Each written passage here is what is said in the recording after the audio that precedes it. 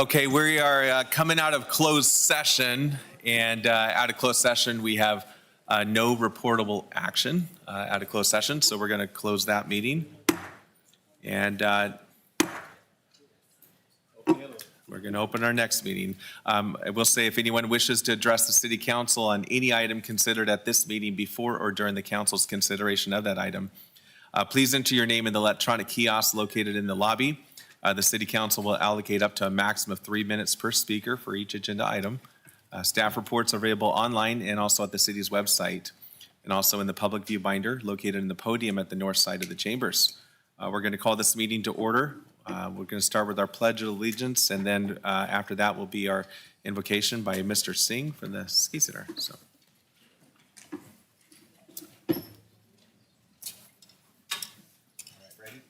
I pledge allegiance to the flag of the United States of America and to the republic for which it stands, one nation, under God, indivisible, with liberty and justice for all.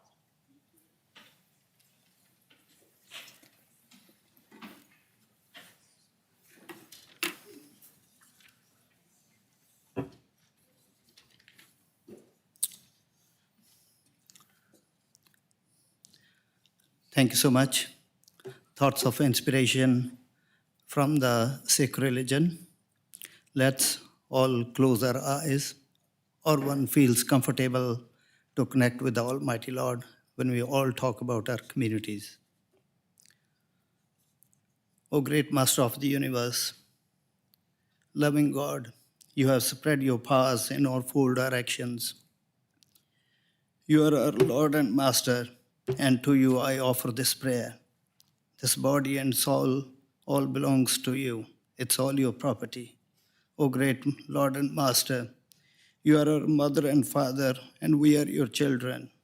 In your grace, there are so many joys. No one knows your limits. You are beyond limits.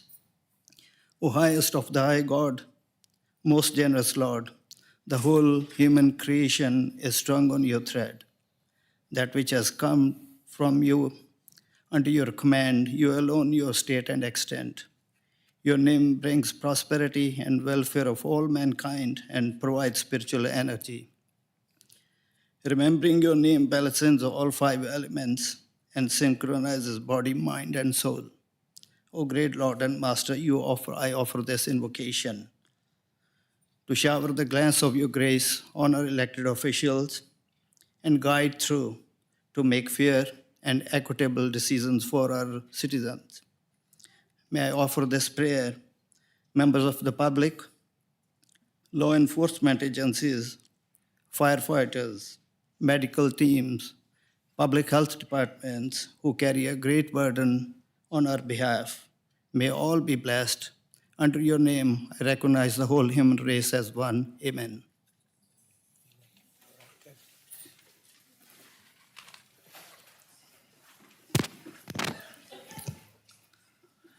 Okay, we're going to start with roll call. Councilmember Audette? Here. Vice Mayor Danuka? Present. Councilmember Munns? Here. Councilmember Resner? Present. And Mayor Latou? Here.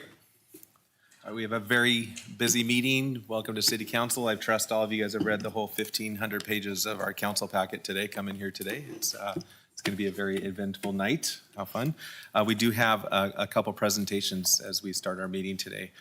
So we have a presentation by Danny from Visit Reading's Tourism Marketing Director, and he's going to be providing a semi-annual report regarding the tourism marketing and promotional efforts for the city of Reading. So where are you, Danny?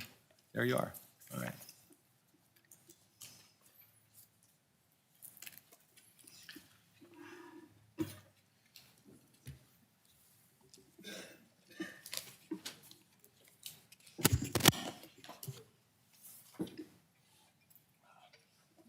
Sorry. Awesome.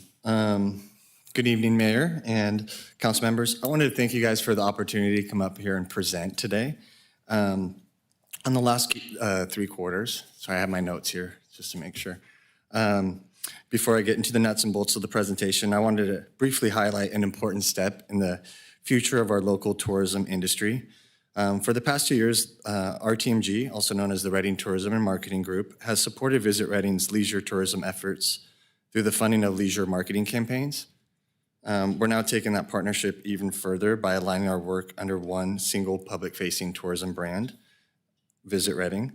To share a little bit more about what that looks like in practice, I'd like to invite Jennifer Johnston, CEO of Reading Tourism Marketing Group, to say a few words. Sorry, I got so happy I forgot to go to the next slide. Or so nervous, one or the other. I don't know why you guys make me nervous, but. I'm a little shorter. Hello, everyone. Like you said, I'm Jennifer Johnston from the Reading Tourism Marketing Group.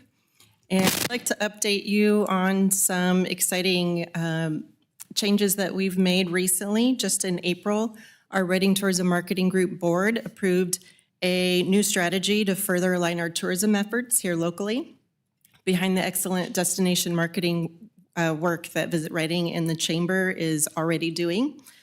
We believe visitors, meeting planners, event organizers, and prospective residents are best served when they encounter one tourism brand, one website, one primary social media presence, rather than multiple organizations competing for attention. Our TMG will continue investing TBID funding into meetings, groups, events such as Ironman, bringing those to our city, while also supporting and strengthening Visit Reading's leisure tourism marketing efforts. This approach allows both organizations to focus on strengths that we've had as far as groups and events for Reading Tourism Marketing Group and leisure marketing for Visit Reading, and to create a more coordinated, effective tourism strategy for Reading, I'm grateful for my board's support of this new strategy and excited to work more closely with the Reading Chamber. We've worked well in the past, especially after previous budget cuts. The goal is not to shift the responsibility, but to strengthen the system behind Visit Reading so that the city's investment has a greater impact, and we feel as if this will do so under the one brand. Awesome. Thank you.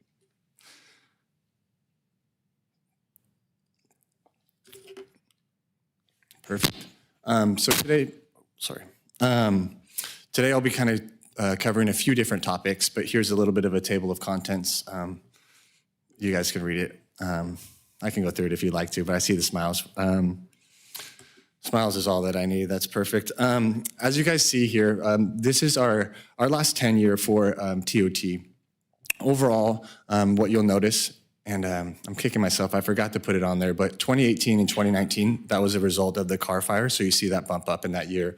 And then you've been able to see that we're maintaining the growth that was sustained after COVID. In this next slide, you'll be able to see, this is our projection for the year. We still haven't got the latest TOT numbers, and with June being our last month in this fiscal year. But we're projected to increase over last year and the year prior as well. So a good year for tourism overall. Across the industry, we're seeing it is more towards that K-shaped economy where you're seeing a lot more visitors going after luxury travel, and then a little bit less in the budget travel.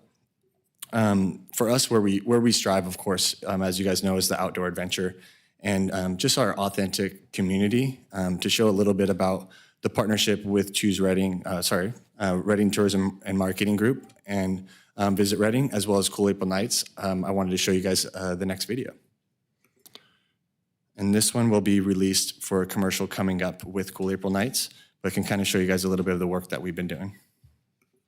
Cars have always been a big part of America. We started this car show in 1990, and there was a whopping 67 cars. Now we're up to 2,600 cars, but it still has a hometown feeling. You get all the folks that come in from a lot of different areas. This is my first year at Cool April Nights. 10 years we've been coming up here. I built this, I built that truck, I built that truck. Awesome people, cool classic cars. This is my heaven. It just is.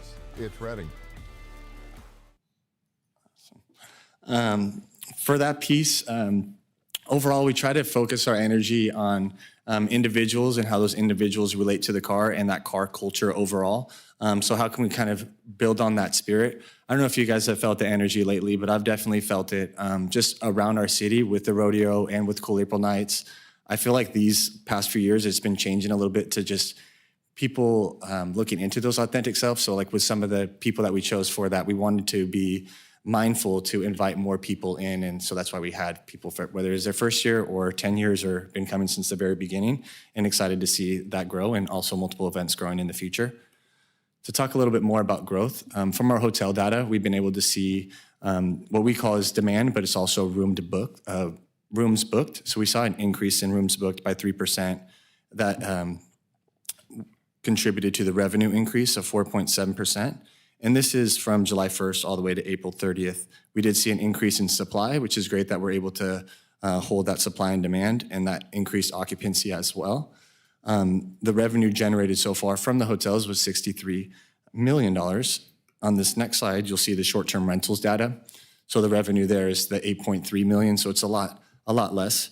So we're seeing a little bit of decrease in, or even maintaining flat in some of the short-term rental data. We're noticing people are starting to shift back to hotels, how we saw before COVID.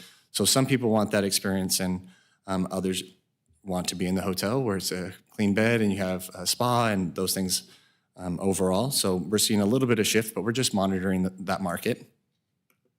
From the visitor spending standpoint, we noticed an increase in card spend by 1.4%, 3.7 more transactions overall. And then, as you guys see, maintaining flat with the average spend per card holder and then the average spend overall. Our website traffic, our website's kind of our baby. Overall, it's where we send everyone back to from an ad or social media, or for them to find out more information outside of different publications or from social media. Overall, you'll see right around 500,000 views with 388 key events, and the typical user using right around 2 pages. We see a lot on our community events calendar, so that's why you'll see Reading up on the top looking for that information. You'll also see top markets with Los Angeles, Sacramento, San Jose, San Francisco, and then this was more an anomaly. That's why I put the top 6 on there. It just means that the location data is not on, so we can't track exactly where that individual came from, but there is a heavy amount of users on that category. Overall, our community calendar is something that we take a lot of pride in. We just transferred it over to a new system. So on here, you'll see February 1st. That was when that new system switched over. It's an app. It's called Cruncho. They've done things with the Olympics and other large credible events. In the future, we can even sell tickets if that's an option for us, but what we're utilizing it for now is mostly showing online events. The things that jump out to me on here are the organizers. There's over 111 organizers just starting to submit their events, so there's a lot of traction. Those organizers are anywhere from Waterworks Park, Cascade Theater, Viva Downtown, Cool April Nights, Reading Rodeo, Asphalt Cowboys. The list goes on all the different contributors to our event calendar, and we just love being that local source for people. Overall, our marketing mix, we haven't changed. We have an organic side and then a paid side. So organic is going to be those things that we're not paying for, such as the blogs, the newsletters, and print brochures, like we're paying to acquire that consumer. Whereas paid, we continue to do our funnel approach. So you can kind of think about a funnel or a pizza, a slice of pizza. So like that crust is going to be the top of the funnel, whereas that top of the funnel marketing is going to go into more of Meta or YouTube, things of that nature, whereas the very bottom would be more TripAdvisor, those who are in the niche markets. We've continued to utilize partnerships with Visit California, utilizing their newsletter with over 60,000 subscribers, and then also partnerships with Visit California on co-ops to make the money stretch even further, where you see some of the visual creatives that we work through them through TripAdvisor on that right side.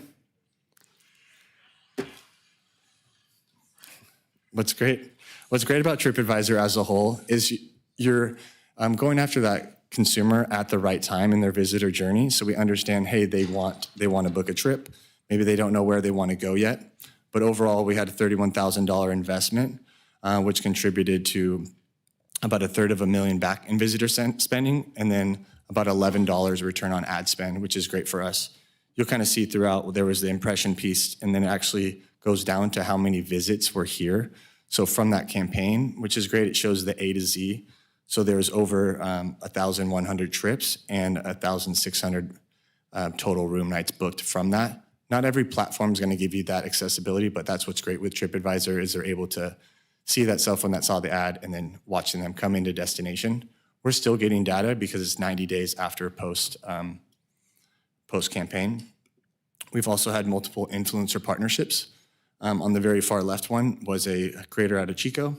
He did a FPV flight for Cool April Nights, and that viewership is over 1 million views with over 100,000 likes. So it went off from a viral perspective. Also done things with Outdoor Wise Living, where you can kind of see on the stats on the very bottom, as well as Vine and Vineyards. So we're hitting different target audiences and different individuals' tastes. Here's a brief snapshot of some of the larger publications that we've been able to land in this last year. Free Hub is a magazine that's highly focused on mountain bikers, which was great. They utilized our photo and our quote.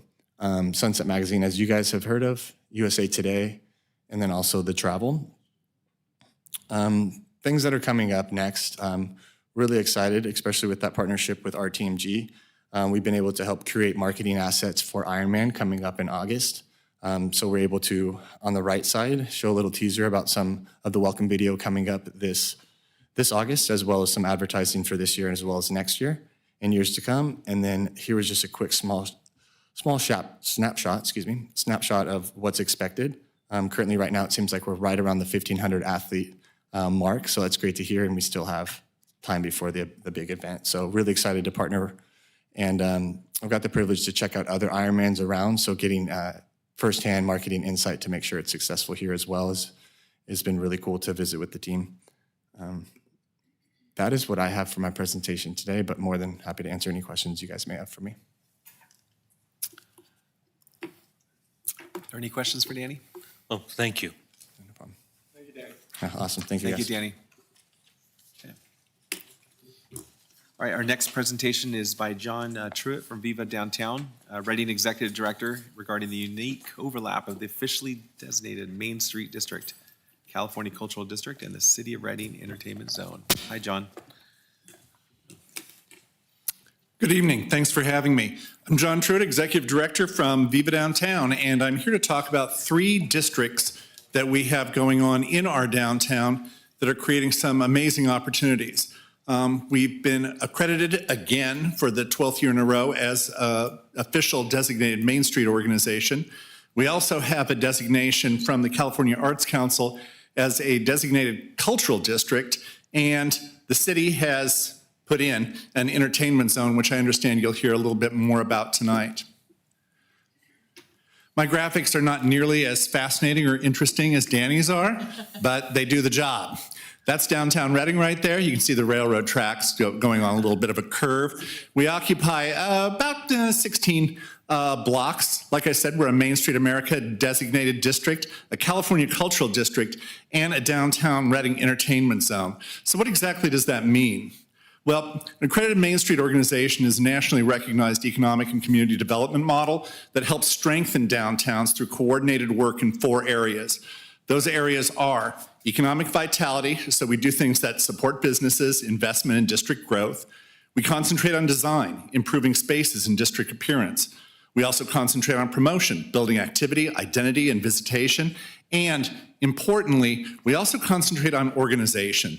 That is, the work that's not so obvious, that doesn't look really great in pictures, but it's coordinating partners, volunteers, and projects, holding a lot of meetings, talking with a lot of people, being on the phone, answering a lot of emails. That's important work, as I'm sure all y'all know. Viva Downtown serves as the coordinating organization that helps align partners, projects, and investment within the district. Now, California Cultural District, that's a little bit of a different engine, okay? This is a state designation from the California Arts Council that recognizes communities that have significant cultural assets and creative activities. We were one of the 14 original districts designated across the state about 6 years ago. The whole idea is to strengthen arts and creative economy, support tourism and place identity, and to encourage partnership and investment. Reading's Cultural District positions our downtown as a regional creative center. And if you've been downtown over the past couple of years, you've probably noticed that there's just more and more and more arts and culture groups and activities happening in downtown Reading. It's not by accident. It's because we have this designation. Now, the entertainment zone, I'm going to let the folks from the city explain that a little bit more to you later tonight. but the entertainment zone is a city policy tool designed to support walkability, hospitality, and business activity. So we encourage people to explore on foot. We encourage them to support restaurants and venues. And also the idea of the entertainment zone is with the walkability and being able to go inside and outside, it extends the customer activity downtown. So the entertainment zone was designed to support a more active, walkable, and economically connected downtown experience.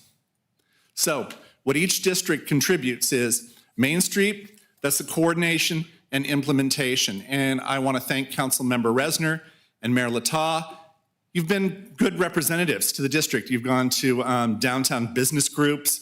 You've been at our downtown collaboratives. Thank you, Aaron, for attending our recognition, which was held just a little while ago. So thanks for showing up and appreciating the people that do great things in downtown. Our cultural district, that's about identity and creative economy. And our entertainment zone, it's all about activation and hospitality economy. So why does the combination matter? Together, these frameworks create the conditions that support investment, activity, and visitation along with community life. So each designation is a different tool. The three districts actually reinforce one another. There's shared partnerships and improved efficiency. There's public and private investment that can become more effective. And so this combination makes downtown Reading one of California's more strategically positioned downtown districts for coordinated cultural, civic, and economic development. And I'm going to go out on a limb here, but I'm pretty sure, like 99.9% sure, that downtown Reading is the only place that has all three designations, has a Main Street designation and a California Cultural District and an entertainment zone. So this represents some great opportunities for us. So what does this look like in practice? Well, what it looks like is First Fridays. If you've had a chance to come to the past First Fridays, you can see there's just an amazing amount of activity that's going on during First Fridays in downtown Reading. Cultural district programs, like I said, arts and culture is thriving. Entertainment zone activation, I've seen a lot of people enjoying the entertainment zone. Some of our coordination examples, like I said, with that organizing, it's very important. We have our downtown collaborative, that's all about placemaking and multiple uses. We've got our downtown business group, which is about business and city collaboration. I want to thank you folks that work with the city, attending downtown business groups, talking to people, making sure that everybody knows what's going on. The whole idea of all these different districts and all these meetings is to reduce friction, and it's doing a good job. We've got Partner and Community Groups Initiative. We've got Juneteenth and Pride coming up this weekend, and work plan integration. So the districts provide structure while remaining adaptable to future opportunities. So we've got our Main Street, we've got our cultural district, and we've got our downtown entertainment zone. And these districts they're not really three versions of the same thing. They're solving different problems. Main Street organizes and supports implementation. It gets people together, it gets people talking. The cultural district creates identity and a creative economy, and the entertainment zone supports activity and hospitality. So what are the opportunities ahead? We want to strengthen coordination with all the different groups and also new groups and interested parties that are moving into downtown. We want to build on existing investment. Some great public investment has happened in downtown Reading, as you know. We've got great sidewalks, streets, we've got a new park, we've got a stage, we've got all kinds of great things that we're using. We want to expand cultural activity, we want to encourage walkability and hospitality, and we want to continue improving our downtown experience. And if you're interested, I know that you showed 1,500 pages of reading, but if you'd like to see our Main Street work plan, you can go onto our website, vivadowntownreading.org, and take a look at what we've got planned for 2026. It's a pretty good work plan. And one of the people that put together the work plan, Blake Fisher, is our Main Street coordinator over there. Did you know that Blake is also the state president of the California Main Street Association? So we've got kind of a big deal in the room right now. Want to thank our 2026 partners. We work with a lot of different organizations, and a lot of different organizations are coming together to make a great downtown. So we want to thank all of those. Each group brings a great set of talents and a great set of individuals that really are making our downtown a fantastic place. Any questions? You did such a good job explaining things. Maybe we don't have any questions. You did a good Well, job. thank you. I don't have a question. I just have a comment. I think as someone who grew up here, I've seen a lot of iterations of downtown, and I think that some people think that that's an overnight sort of success, and it really has taken decades worth really of, has. of collaboration, and a plan only works if you work the plan. And I just want to say thank you so much for continuing to just carry that torch, because I think that it's really paying off. And I think that young people and families and businesses are really excited about just the synergy that's happening in downtown. So thank you for your efforts. That's the whole idea. Thank you. Thank you, John. I do want to acknowledge Blake Fisher. One time I saw that when the party was over late evening, he was still cleaning up the place, and I was very impressed with that. Wow, that's great. Because that's rare, you know. That's a real president. Thank you. John, thank you very much. Okay. All right, that was a lot of fun, very informative.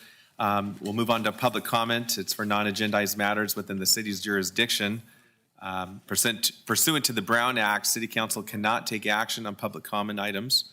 The City Council will allocate up to a maximum of 3 minutes per speaker for 30 minutes total at the beginning of the meeting for public comment for non-agendized matters within the city's jurisdiction. The mayor will determine the order of the speakers. If 30 minutes is not adequate to accommodate all of the individuals who have submitted their name through the electronic kiosk, the council will trail this item to the end of the open session agenda. The remaining speakers will address the city council at that time. We do have more speakers than time would allow today, so if you don't hear your name called today, we'll invite you to stay to the end of the meeting and make sure your comments are heard. So we're going to start with David. Are you out there, David? There you are. And then after David, we'll go to Caroline. And if you hear your name, you can line up on the side of the wall just so we keep things moving. And then after Caroline, we'll have Judy. Good evening, Mayor, City Council. Thank you for having me. David Mung, Local Government Affairs for PG&E. And I just wanted to stop by today to tell you about something that my team, Local Government Affairs, has been working on. It's a new coalition, the Wildfire Victims First Coalition. It is what it sounds like, to help wildfire victims first. So it kind of stands on 3 main pillars, main priorities. The first one is to prevent wildfires and protect people from wildfires. What that looks like would be better coordination throughout the state, requirements for land management and land mitigation, holding utilities responsible for their part. PG&E has made a lot of changes in the last few years in vegetation management, undergrounding, a lot of new technologies to make our infrastructure safer. We exceed those requirements. That is not the same across the whole state, so making clear requirements for utilities in what protection looks like, and then clearer incentives for landowners as well for maintaining their private property. So that would be the first pillar. Second one is one that we're no stranger to up here in Northern California, but improvements to our insurance system, making sure that insurance is available and affordable for all people. We've been relying on the FAIR Plan for too long, so we want to see steps toward making a plan to improve our insurance availability and affordability. And then the third pillar for the coalition is making sure that wildfire victims are paid first, paid fast, and paid fairly. So putting protections around those claims, making the claim system simpler, but also making sure that third parties and lawyers can't come in and take their piece of the pie before victims get the funds that they need. So those are the 3 main pillars that it stands on. Right now, the website is up. It's wildfirevictimsfirst.com. We appreciate all and any support that we can get. You can see a list on there of the organizations and government officials who have joined so far, and we would very much appreciate any support from you all as well. There's a join link on there to add your name to the list. It is not language yet per se for any legislation, but this is the first step in making sure that these pillars are addressed in legislation coming up in this session for this summer. So again, I'm your representative, so always available to meet, answer any questions. Feel free to call or reach out if you want to know anything more about it. But thank you so much for your time. Okay, thank you, David. All right, Caroline, if you're out there, there you are.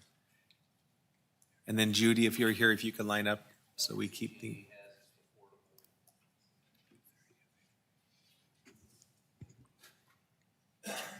Hi, thank you so much for hearing our public comments today. I really appreciate it. My name is Caroline Hickson, and I'm here to speak on the lease agreement between the city and the county at 7251 East Side Road. I personally do not live in that neighborhood. However, my husband grew up in that neighborhood, and now 4 generations of his family have lived there and still live there. His grandfather built one of the first houses in that neighborhood. So to hear that there is this lease agreement and the projects that are proposed on this land are very concerning. When I think about the projects that are being proposed there, I think back to my childhood. I'm not from here. I'm from Concord, California, way down south, where our city manager worked. Hello. And I think about the childhood I have and that I don't wish that on another child because I grew up in a neighborhood that had rehabilitation programs in the neighborhood. I didn't play on the street. I didn't know my neighbor, excuse me. I didn't know the neighborhood kids. I watched every passing car and every person because I didn't know who they were or why they were there. People are looking around, I'm sorry. If I may, Mayor, members of the council, just to point of clarification for others in the audience who might be wanting to speak to this item as well. This is on your consent calendar for consideration tonight. It's not a non-agendized item, but I leave it to the council's discretion of when you want to receive this information. It would appear that she's just opposing the project as a whole, and that's not necessarily, the grazing is on the agenda. So maybe is she allowed to just oppose it? Up to the council's discretion. I mean, we'll let you finish. You're just here for public comment. Thank you so You've done much, a but I great just noticed my time was going. I'll try to talk fast, but am I okay? You're okay. We'll let you go. Thank you so much. Okay, I'll try to hurry. Take your time. Thank you. You're well. I didn't know the neighborhood kids. I didn't grow up playing on the street. I watched every car and person that passed by because the neighborhood wasn't safe. There was a halfway house around the corner. I grew up with an alarm system where I had to memorize the code at a very young age, and our alarm system was so elaborate that if somebody sliced a window screen, it went off. A window screen. That's how worried we were about safety. I do not wish that on the children of this neighborhood. This project, I know it hasn't been officially announced on anyone's agenda items. It was for a minute, and then it was redacted at the last second, but everyone knows what it is. It's being piecemealed through the various boards. It's been done in closed sessions, the lease agreement, and that hindered the public's knowledge of the full scope and the opportunity for public to speak on it because we didn't know everything that was going on until it was too late. So on the agenda tonight is the grazing, but I'm asking you to take it a step further, and many other people are, and revoke the entire lease. It is not right. It is a well-established neighborhood. There are better places that are just being brushed over and nobody's explaining why. We're not using any other spot. Why this spot? Why next to this neighborhood? Why are you imposing this childhood that I had that was not safe on children of Reading? Thank you for your time. I appreciate it. Thank you, Carolyn. All right, if we hold the applause, it'll help us save time as we only have 30 minutes. But we'll let Judy go, and then Judy, after Judy will be Sabrina, and then Tyler. So, hi, Judy. Hi, thank you. I wasn't sure how many Judys were here. Oh, I'm sorry. I guess I'm the only one that signed up. Yeah. I live on, well, my husband and I and our pets live on Rivercrest Drive in the River Ranch neighborhood. We're here for now, and the reason we came is because of the wonderful river and fly fishing. We're very, very supportive, interested, involved in fly fishing, and also the wonderful wildlife. So I'm here to address the item 4.2A. The parcel for the jail complex, it's just really bad. It's bad because of the wildlife and environment. Are you here on item 4.2A? We do have public comment just for anything non-agendized. If anybody is here speaking about a consent item, we prefer that waits till the consent item, and then you can use your public Okay, comment well time for then that. just ignore that last statement Well, and let's I'm carry gonna on. I don't know the rules, I'm No, I'm going to sorry. let you finish, but for anybody else out there, if you're here for a consent item. I'm not finished. So, and I'm going to let you finish. And, Thank you. You're welcome.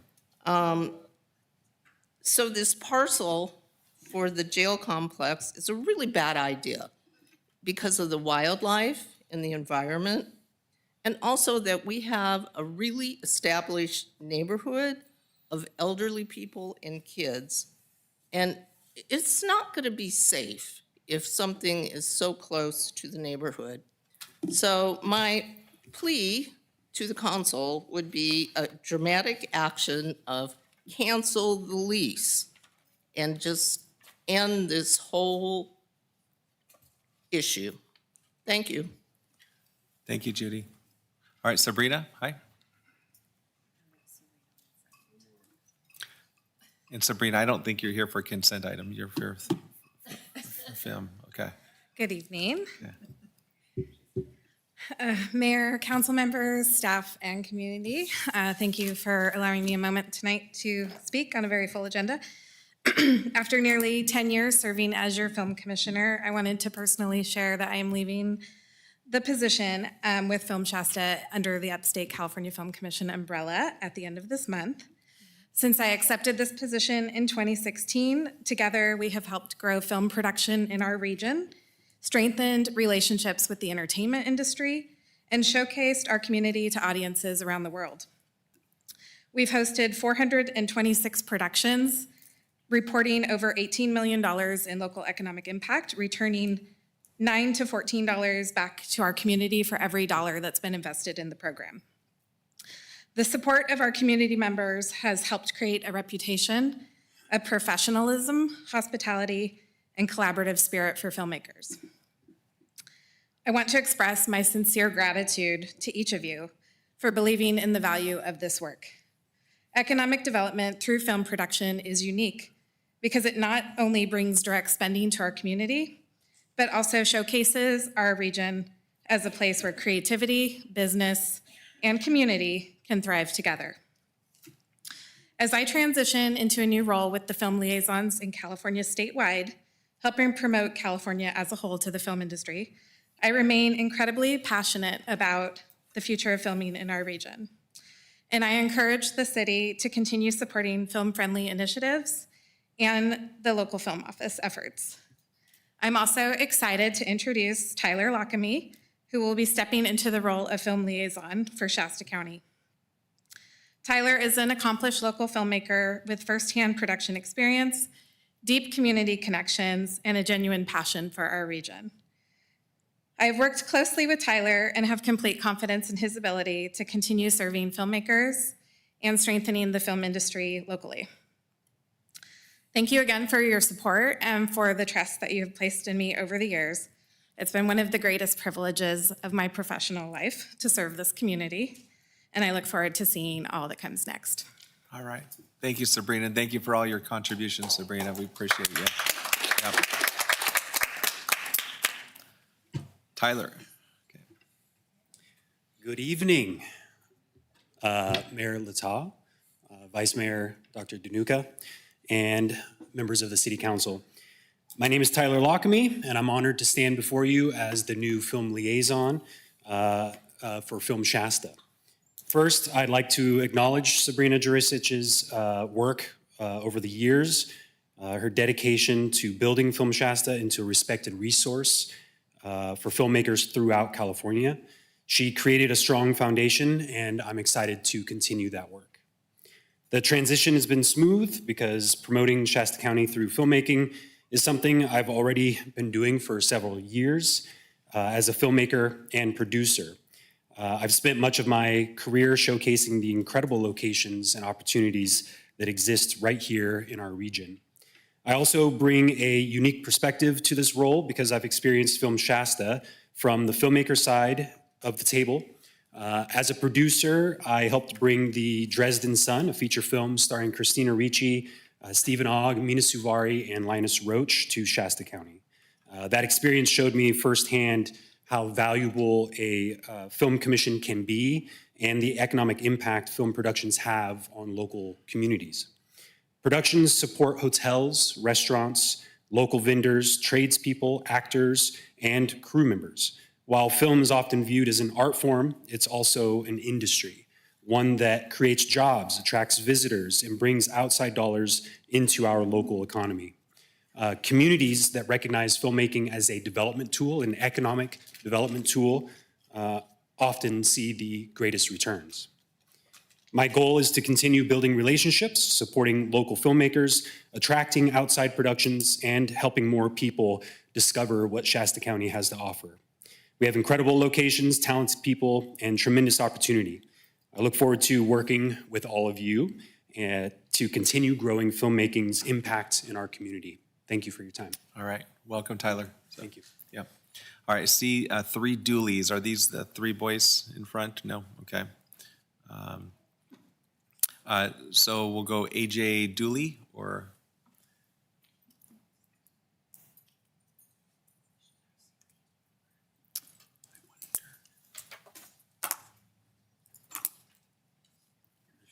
Let's try.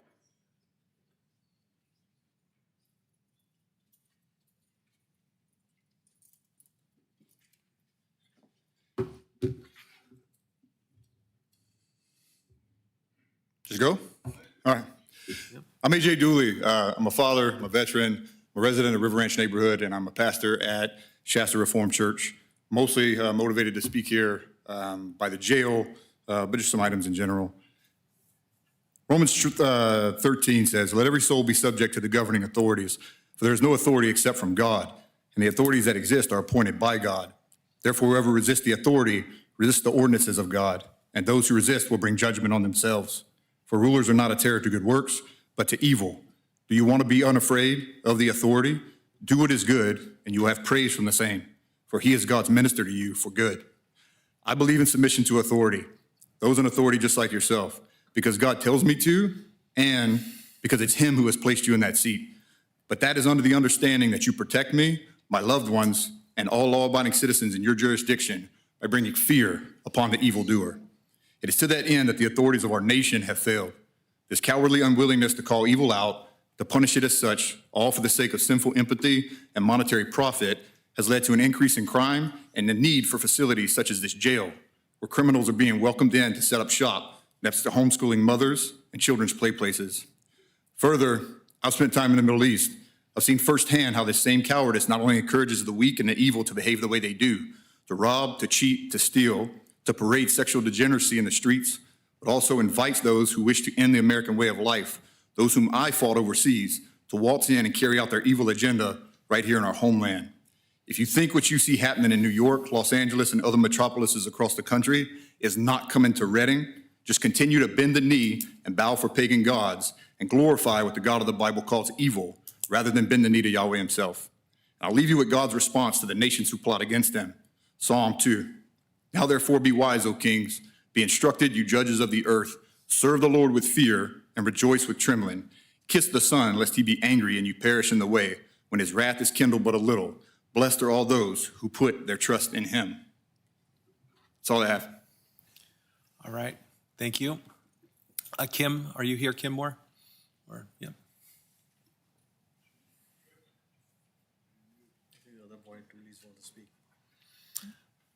There's a lot of them. There's 5.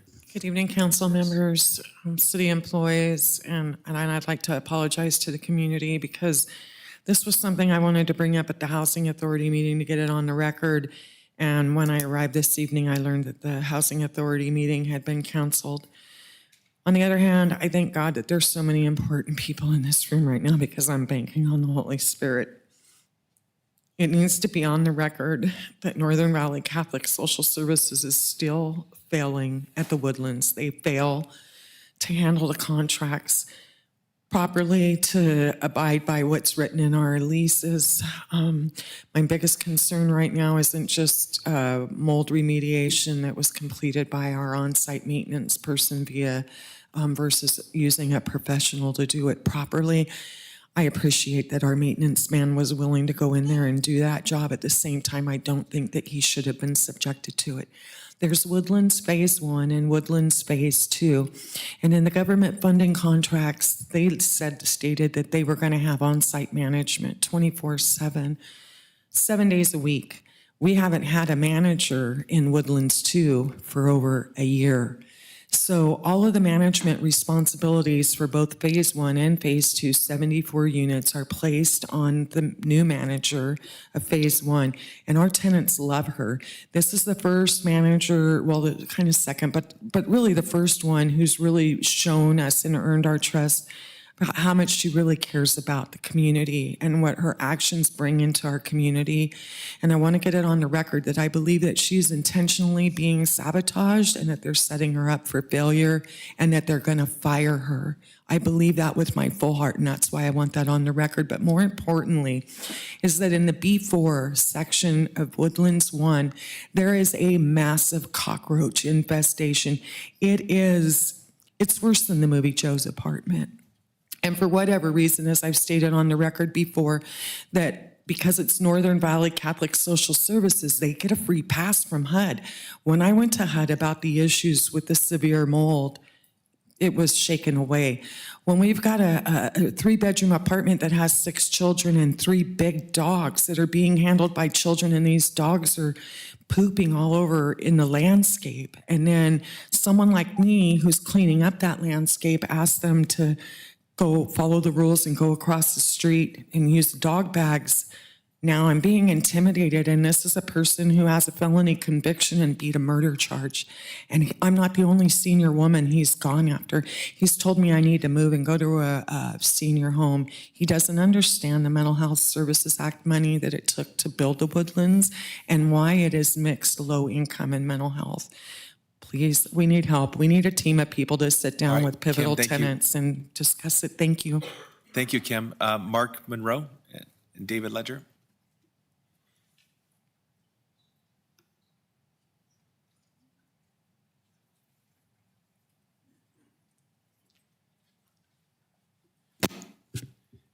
Hello, everyone. My name is Mark Monroe. I'm the president of Shasta Supermoto, and we were blessed by the board and the city management to receive our key back to our track, and we are elated to be there. We are doing our best to reach out to the community, which we're doing, and we're getting a lot of response. We are, at this time, faced with a little bit of a challenge.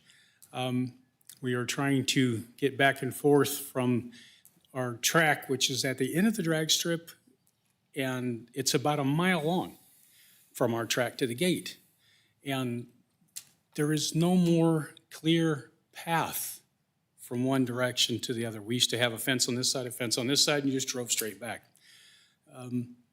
We not sure what we're going to do or how to work it out. I've been talking with the city manager or the airport managers. We think we got a plan, but I just getting some pushback really hard from the present tenant out there, and I don't know what to do, so I'm here to ask. We do have vehicles that are 43 feet long, pulling an 18-foot trailer, makes you 65 feet, and they want us to do a gigantic horseshoe thing around what used to just go straight through. And we got locked in. I had 8 members get locked in behind the gate and could not get out until someone came in to unlock it with the key. We used to have combination lock, and we would share that with our members, and everyone could get in and out. But that also brings up safety. We can't have a locked gate. If there's an emergency out there, the ambulance or medics or whoever need to get to us. If we have a locked gate, it's unfortunate, but they would have to either cut the lock or stand out there until someone was coherent enough to go get them and open it up for them. Again, it's a mile there and a mile back. We need your guys' guidance on how you want to handle that, but everything else, we're happy. I just want to say thank you and all of your guys' attention on that, getting us back out there. And if you guys get bored, anybody come on out and watch us. Thank you. Thanks, Mark. We look forward to going out there and watching you and riding with you too. So, David, are you here? David, yeah. And David, are you here for consent or are you here for public comment? You're here for public comment or consent? Public, okay.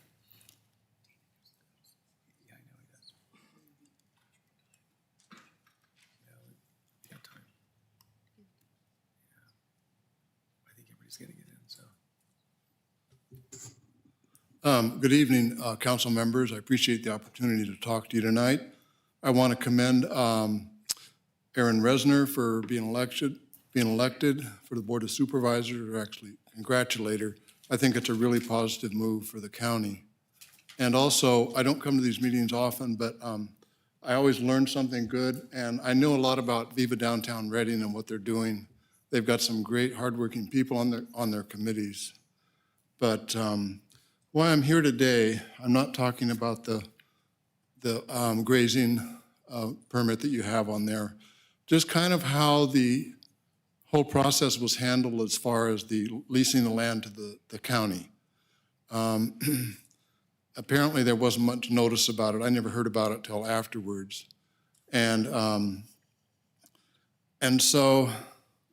then when there was a meeting for the Planning Commission and they were supposed to approve or not approve whether, they should, or recommend to you whether you should approve this, there was a public minutes that came, not minutes, but agenda that came out. And then just before the meeting, they changed it, and it was they were to approve or recommend that you approve of leasing the land to the county for a jail, and that was specifically had to be a jail. And then when we come to the meeting, and so that's like skipping over CEQA issues. When you come to the meeting, before the meeting, in red, they've canceled out that it's going to be a project, and they've put up there that they're just going to lease, the city is going to lease this property to the county for kind of basically unknown reasons. And so that's evading CEQA. You're changing the first lease agreement that was done in September. So was kind of surprised to see that, because I've never seen that at a city meeting where the basic thing they're going to talk about is whether the city should go through with this lease of land and then eventual sale. And it seems to be piecemealing the project and evading CEQA. But that's all I have to say on that. Thank you. All right. Thank you, David. Matt Montgomery, you here? So.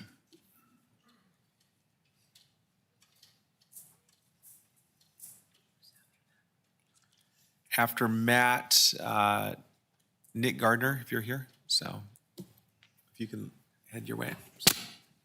I'm going to apologize in advance. Public speaking is not something I do often, but I was asked to do this on behalf of my community. Good evening, council members and mayor. My name is Matt Goring, and I live in the neighborhood south of Benton Air Park and Mercy Medical Center. Last Friday, my family was evacuated during the Linden fire. Sorry? My family was evacuated during the Linden fire. We saw smoke before we got the watch duty alert. And even with the head start, the fire was close enough. We only had a few minutes to gather what we could and leave. As ash fell in our yard and emergency personnel directed us to evacuate, I was convinced that our home was gone. The fire burned in the green belt behind our neighborhood and came dangerously close to the houses. After the fire, I walked through and found that the burn scar was 3 houses down from my house. That's pretty close. My wife wanted to be here with me tonight, but after watching how fast the fire moved, she no longer feels comfortable leaving our teenage sons home by themselves. First of all, I want to thank the Reading Fire Department, CAL FIRE, and all responding agencies. Our whole neighborhood is deeply grateful for every firefighter and first responder who stood between that fire and our homes.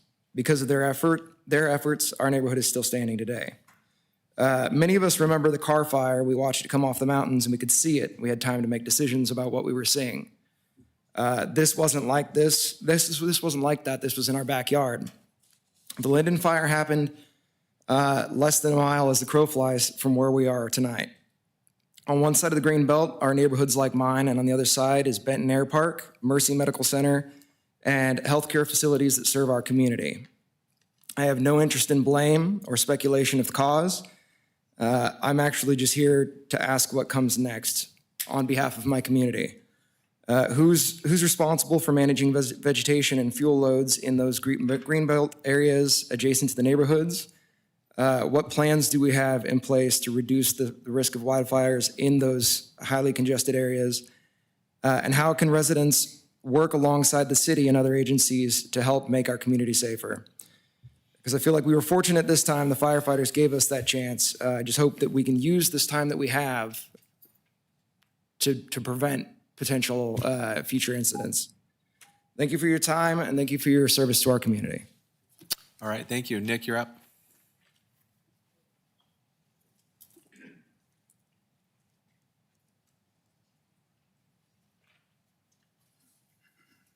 Mr. Tebow and Webb, I'd like you to pay attention to this.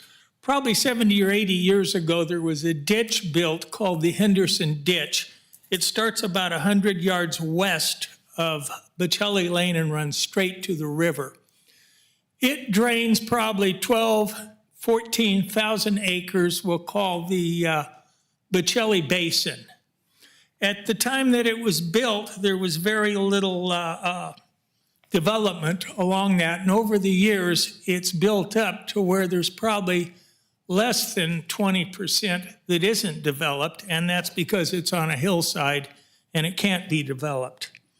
The city, 100% of the water drains into that ditch is city water. And the ditch is overloaded. It's been overloaded for 20 or 30 years.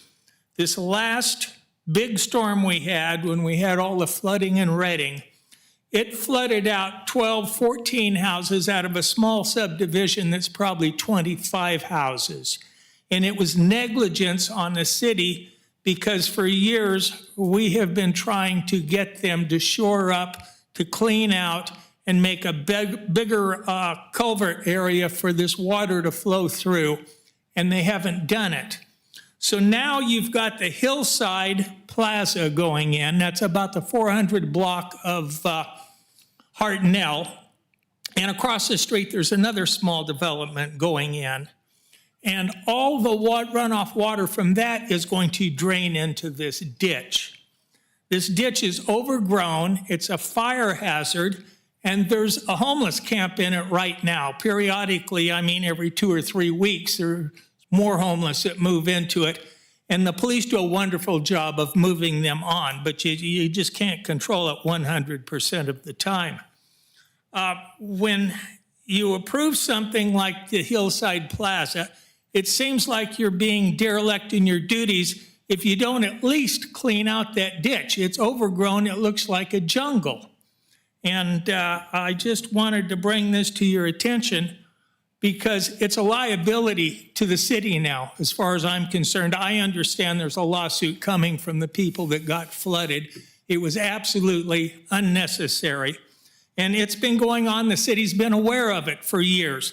In fact, when Christian Schrader and Julie Winter were here, they neglected to clean it out, and they ruined my driveway by letting it get flooded. I had to threaten to bring in environmental services, the California Water Control, before they'd finally insist Reading do its job. So I hope you people will look into this, and you're welcome to call me. I'll walk you through it and show it to you. Nick, thank you. Thank you. You're welcome. Right. Thank you, Mayor Lataw. Councilmember Resner. I was just going to say I call this Nick's ditch. Nick, you brought this up years ago, right? You brought this up years and years ago, and you said it was an issue for a very long time. And then I thought that eventually that the city came and said it was our issue and they cleaned it out. Did that not occur? Well, I thought you came and said thank you for that. Excuse me. The thing is, the county and city line feathers back and forth in it. Mm-hmm. And the city cleaned out their part, but they don't want to clean out the county's part. But the thing is, it's 100% city water. So why should the county clean out a problem that's created by the city? Well, I'll talk to Public Works about it because he's new here since that issue. Well, it needs to be addressed because there was major damage done this last storm. And this storm isn't unusual. We have a storm like that every 3 or 4 years. Thanks for bringing it up. Thanks, Nick. All right, we're out of time on public comment. If you didn't hear your name, you're welcome to stay to the end, and we'll call you up here. We're going to move to consent calendar. The consent calendar contains items considered routine and/or which have been individually scrutinized by city council members and are anticipated to require no further deliberation. If a member of the public wishes to address an item on the consent calendar, please enter your name in the electronic kiosk located in the lobby before the consent calendar is considered. It shall be the prerogative of any council member before the consent calendar is acted upon to 1, comment on an item, 2, respond to any public comment on an item, 3, request the record reflect an abstention or nay vote on an item, or 4, remove an item and place it on the regular portion of the agenda for the delivery of a staff report and or an extended discussion or deliberation. We have numerous speakers today on consent. I'm going to call your name if we can try to line up along the walls so that way we can keep moving things along. We have Kathy Millhouse. After Kathy, Lewis, if you can make your way up there. Forrest, Seth,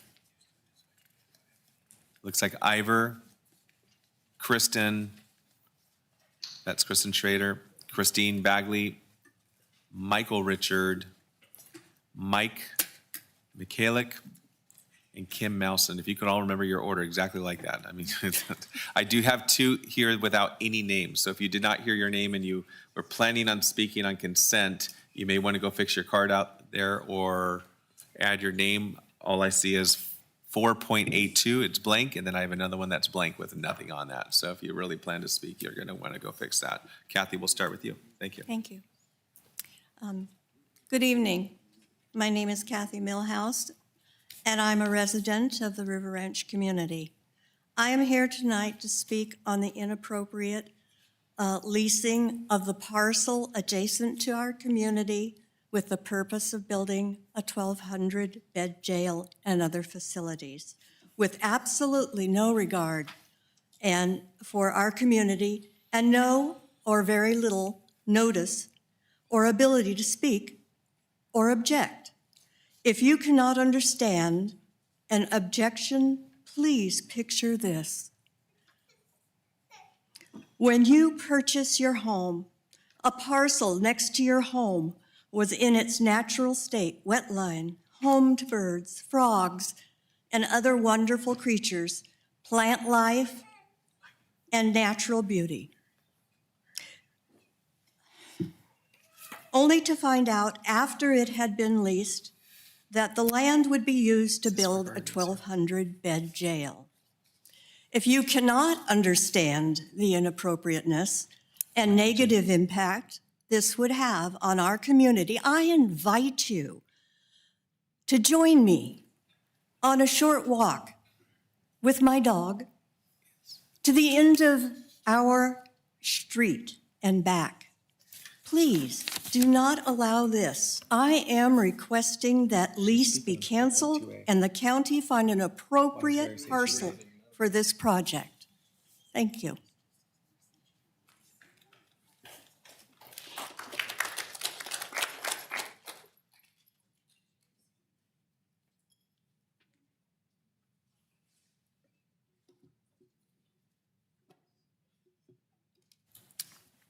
Mary, did you want to speak at all, or on the consent as far as just with our speakers here? Sure, Being relevant Mayor. to the consent agenda items? So. Mayor Lateo, members of the City Council, the item on your consent calendar this evening related to the lease with the county is rescission of the grazing amendment.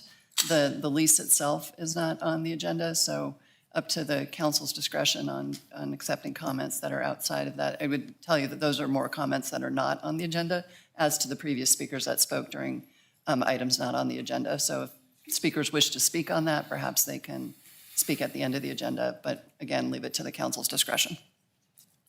Okay.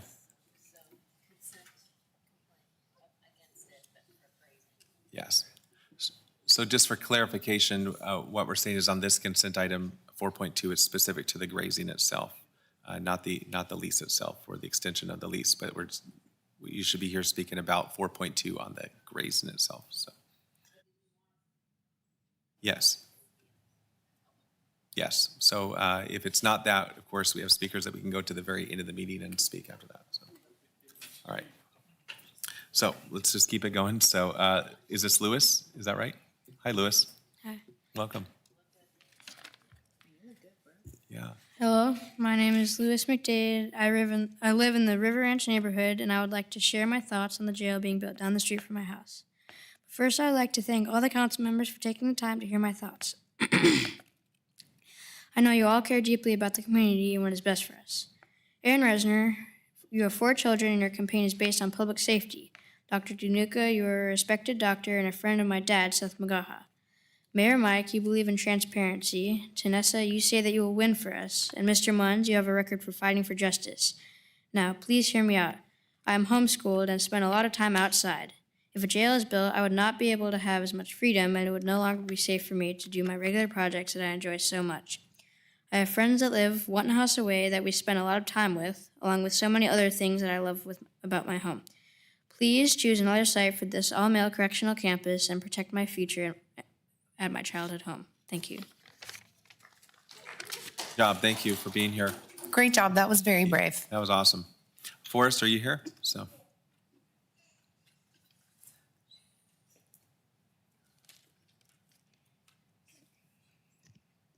Hello, my name is Forrest McDade. I am 10 years old, and I would like to make it known that I do not want a jail built in my neighborhood. I love the place I live in, and I would like to live in it as long as possible. This is my childhood home, the place I walk to the river to fish, the place I bike in the evenings, and the place I get to be around nature watching birds and wildlife. If a jail is built here, I am afraid we will have to move to a new house because I would not feel safe with the jail just around the corner. Do you care about the safety of me and many other people living here? Would you like it if someone more powerful than you decided to build a jail like this near your home? I hope you think about these questions and choose not to place a jail in this location. Thank you. very nice job. All right, Seth, right? Actually, yeah, there he goes. Oh, Seth, you could do it. All right, I think I can do this. Okay. All right, hello. Yeah, the theme that you're hearing, I know this is about grazing. It's a really similar topic.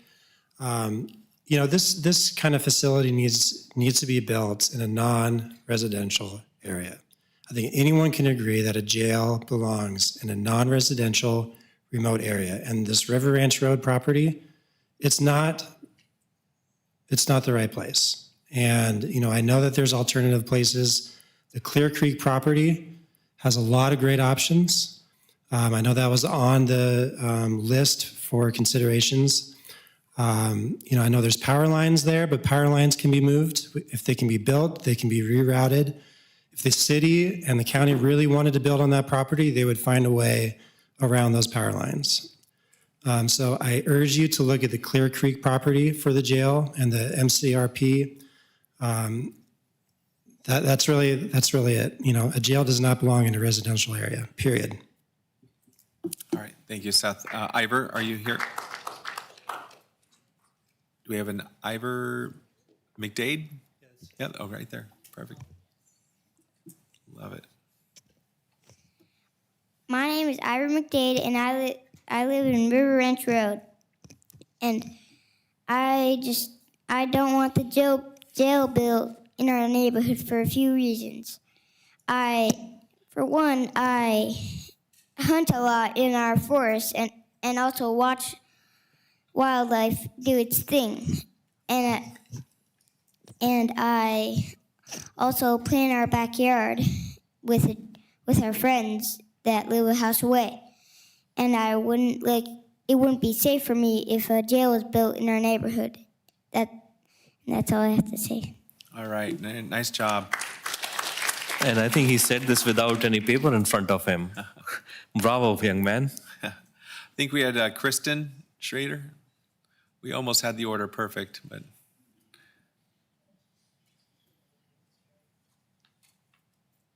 Oh, that's hard to follow. Yeah. I'm here on item 4.4A, and that is the grant application to Department of Justice for tobacco ordinance enforcement. And I'm appreciative that the code enforcement has put together a grant application seeking your approval. But we also, I have been working with other community members and Shasta County Public Health and former council member Mark Mazzano, and we are asking that you bring an item back soon to give an update to the council on where things are with the implementation of the tobacco ordinance license enforcement. It requires hiring someone, which is to be a revenue neutral position that when fully enforced would actually potentially generate revenue through fines that would be issued during citations that could be processed by the city attorney's office rather than the district attorney's office. So we're really want to urge you to bring an item back soon to have a fuller discussion about the status of the enforcement of the tobacco ordinance license. Thank you. Thank you, Kristen. Christine Bagley, did I pronounce that right? Correct me if I'm wrong. So, Aaron, first of all, I want to congratulate you on your vote, and I think that's going to be a great addition. And I am also a resident of River Ranch subdivision. I've been down there for 36 years. I've been blessed to have a house on the river. It's taken many, many years of saving pennies and dimes and whatever else I could scrape together to buy that house. I want to give you a little history. When you folks gave that property or sold it for $1 to the county, how many of you even went down there to see if there was a subdivision there? I've heard one. Thank you. Well, that's not very good. You know, I would think if you're going to slide a jail next to the Sacramento River, which is beautiful, and put it next to a subdivision, you would have done some homework. And the second thing is when we came to a city planning commission meeting, not one of those people knew anything about this.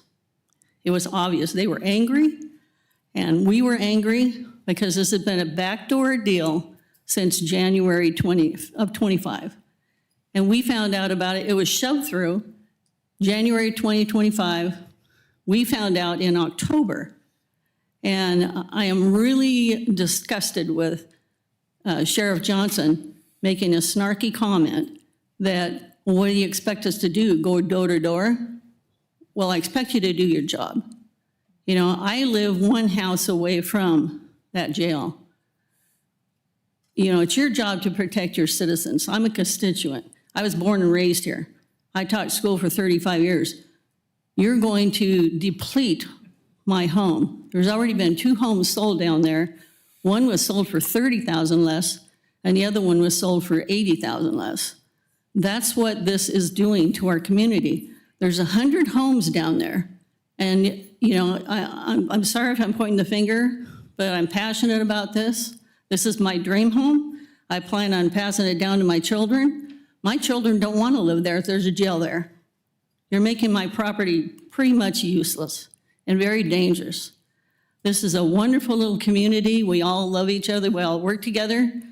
And you have got to find a different way to build this thing somewhere else, because it was backdoor done and it was underhanded. And frankly, I'm disgusted with the way it was done with the Planning Commission. You know, with you guys, I'm sorry to say, because if it was next to somebody's community, if it was next to your house, you would expect due diligence done, and it was not done. So I'm pretty much begging you to locate this thing somewhere else rather than next to a community of constituents that you're supposed to protect. Thank you. thank you, Christine. Michael, you're up. Michael, if you could let us know what item you're speaking on as well. 42A. Thank you. Good evening. Thank you for your time. Aaron Resner, too, congratulations. I want to help take credit for that because of our neighborhood, even though you're not our district. We pushed a lot of our friends to vote for you because we pushed Cry Out. We also pushed Kellstrom out. So I just want to give you a heads up. That's what you're ahead of. We're going to look for you to be on our team. I don't know if that's doable, but that's what we're after. On your 42A, the common sense exemption pursuant subdivision, because it can be seen certainly there is no possibility that the activity in question may have a significant effect on the environment. Where does that come from? Has anybody seen the wildlife down there? Has anybody seen the water that flows through there? They won't let anybody else in there but theirs, and then they're not going to tell us and they're going to exempt it. There's just no way. The infrastructure to build it down there can't even handle it. The street going in there is going to need lights. It's going to be turn lanes. It's adjacent to the railroad. The railroad is God, if you don't know that. Where the power lines go along East Side Road, there's no expansion room to widen the road there. Everybody else has said it. What the kids doing, I don't know how you could go any farther with little kids getting up here saying something like they did. But I just want you to remember, like everybody said, it was a backdoor deal, and you guys are all elected officials, and you want to remember that the next election, we will have an effect on that. Thank you. All right, thank you. Mike Mikalik, if you could also let us know what item number you're speaking on today. Thank you. My name is Michael Michalak. The last time I was in front of the city council was nearly 50 years ago when I asked Maurice and the rest of the city council to let me build my fly shop along the side of the freeway. Since then, that business has become the second largest business of its kind in the world. I listen to TOT numbers and all of this stuff. As far as I'm concerned, most of these people are underachievers. You know, my postage bill is $375,000 a year. My postage bill for sending out hundreds of thousands of catalogs. If you pick up your phone anywhere in America and type in fly fishing, try it. The Fly Shop, Redding, California comes up first, and I don't pay for that. It comes up first because it's the most used. I have 15 guides that work on that river every day.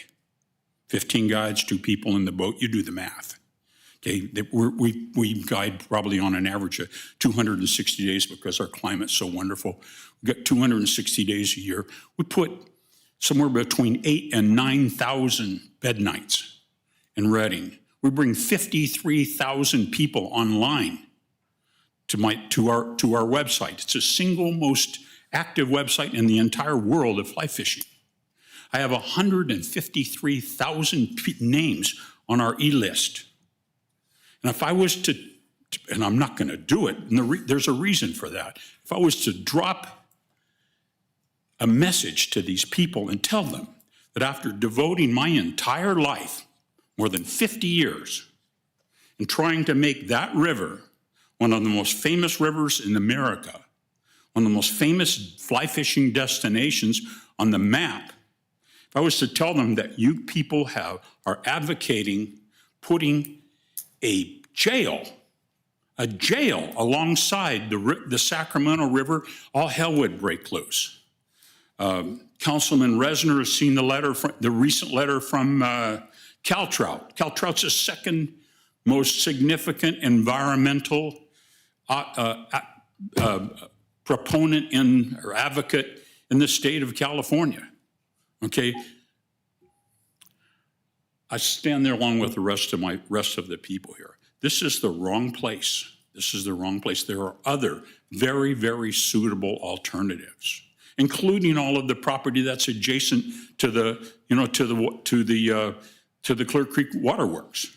Hundreds and hundreds and hundreds of acres away from from these residents, and not adjacent to the Sacramento River. This is a dumb idea. You know, this is going to be your legacy. Thank you, Mike. You have any questions? No. Can I? Just one question. Somebody has also brought up this. I'm sorry, I'm an old man. You got it. Somebody else also brought this up earlier about Clear Creek. Seth, I believe you did, and I asked a question to Seth directly also. The Clear Creek suggestion that he's making is upstream, to the east of. Right. Now, Mike, just one quick question I have is, have you guys discussed this with Sheriff Johnson? You know something? That's a really good question. The fact is that as one of the other people that spoke, Sheriff Johnson should have spoken up. She misquoted him. He says, "What was I supposed to do? Tell him about the place? Tell him about what our plans are?" This guy wants nothing more to do than have a second-story office, you know, a Red Emerson office on the bank of the Sacramento River. This is going to be his legacy. Okay. What are we giving criminals? You know, I could go into the MCRP, I could go into the jail, I could go into the whole thing. I don't care about all that. Actually, I do care about all that stuff. What I really care about is this is the wrong place.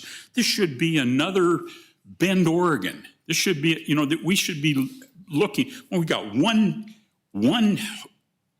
restaurant in the entire length of the Sacramento River. Part of your agenda tonight is to look at what's the other thing? You know, the people that want to do the Sacramento River corridor people. Michael, I'll talk with you more about it later, but I just wanted to ask that question. Thank you for telling us. Thank you. You're welcome. Kim?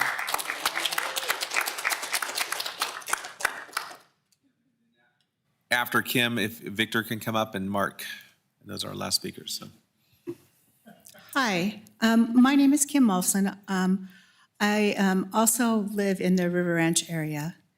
And the grazing, the reason why this grazing proposition or issue is on the ballot is because we've been fighting to try to get this whole thing stopped, and we've had multiple roadblocks put up in front of us. And this is one way that we're trying to keep this going, is that we've done this, we've put forward this grazing issue, trying to keep this going in our favor. We keep getting roadblocks, things keep happening, and they're doing things to keep us, they're trying to break us down. We're investing our own money trying to keep this whole project stopped. So there are other places. There's the Clear Creek area. We already have a place where the sheriff's office launches their boat down there on Bonneview. Why can't they build a substation at Bonneview where they already put their boats in? There's property there for them to do that. They just built a house there. It was a big thing. It was one of those 3D printed houses. They have now a watch person there. Why don't they build an area there for them to store their boats so that they can actually be right close to the river and not have to transport their boats anywhere? Putting them in this one section on the river is going to, it's already made a problem for us and our homes as far as our equity in our homes is definitely taking a downturn. And the safety in our area. I have a very small dog. I'm thinking about getting a large dog if this thing goes through. You know, they said, oh, don't worry, it's a 30-year project. This was actually their words. Don't worry, this is going to be 30 years out. I'm like, no, we have to actually tell people that this is going in. Why wasn't this brought up to the public to tell the public that they want to build a 1,200-bed jail, as also all those other projects that they're going to be doing in this facility? Why weren't we told as a community and been able to vote on it ourselves so that we could say whether or not we wanted a 1,200-bed jail put in our community? This is going to bring in all their friends, their families. When they built the prison over in Susanville, it pretty much destroyed Susanville. So we need to think about that. We don't want this large jail in our area. We need a new jail, yes, but do we need 1,200 beds? I don't believe we have 1,200 inmates that we would need to house at one time. I don't want these day program people walking through my community because they have no place else to go. Thank you for letting me speak. Thank you, Kim. Victor?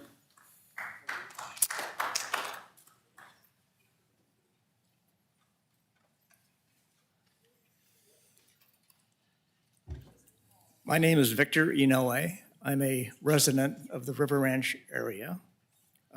We moved here, my wife and myself, Judy, moved here to retire, to enjoy the outdoors, fishing.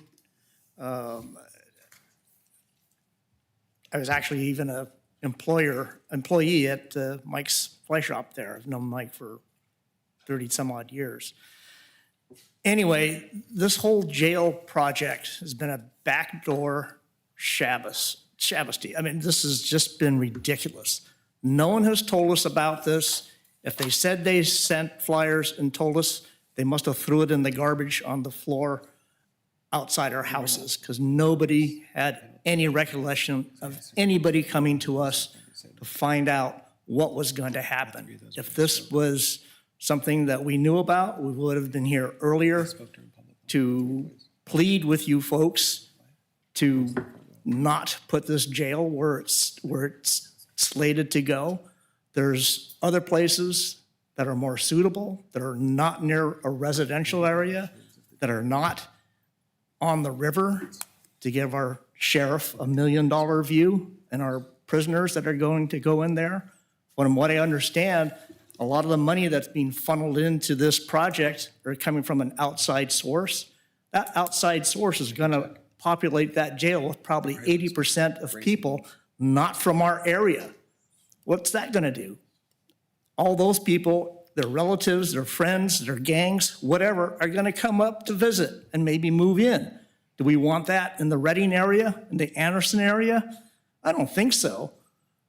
If any of you had this project coming up next to your house, do you think you would be welcoming that with open arms? I don't think so. You'd probably stop it right with a flick of a pen. This is ridiculous. It's stupid to have this jail put on the property that's next to our residential area and next to the river. All the backdoor politics and crap that's been going along has just been pushed away. No one wants to take responsibility for it. I think it's just absolutely stupid. And I think,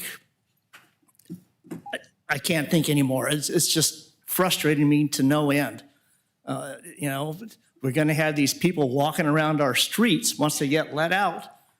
They have nowhere to go. There's no transportation. There's no road system there. They're going to come into our little residential area. You know, it's not good. I plead with you to squash this project now. Thank you. Thank you, Victor. Mark? And then Mike Quinn, you're a late ad, so going ahead on up, so. Hi, I'm Mark Feeback. I live on Rivercrest in the River Ranch area. I'm here to talk about 4.2A, and if you just bear with me just a little bit, I'll tie into how this is related to this subject. On social media, which I'm not a big fan of, I got into a discussion with a gentleman, I'll just say his first name, it's Mike.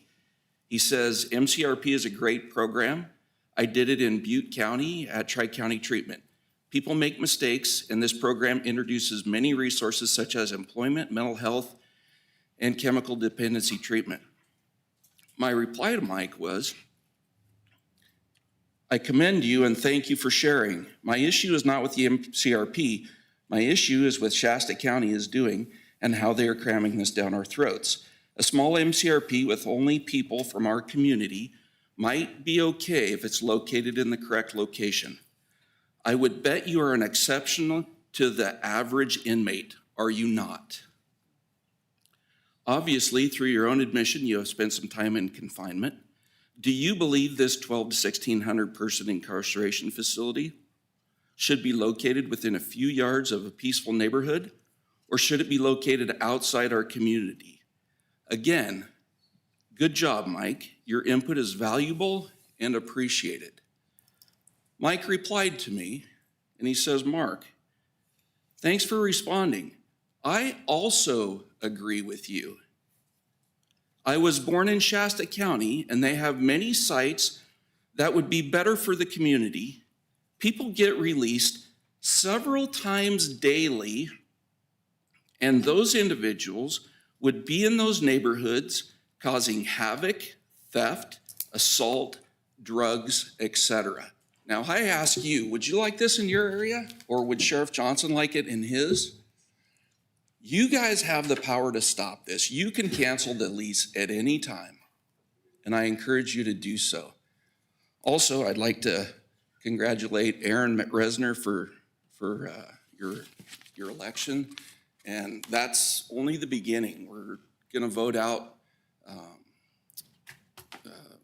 Chris Kellstrom, and anybody else that doesn't support us. We have a strong voice, and we're going after this, and there will be a price to pay if this goes forward. I guarantee it.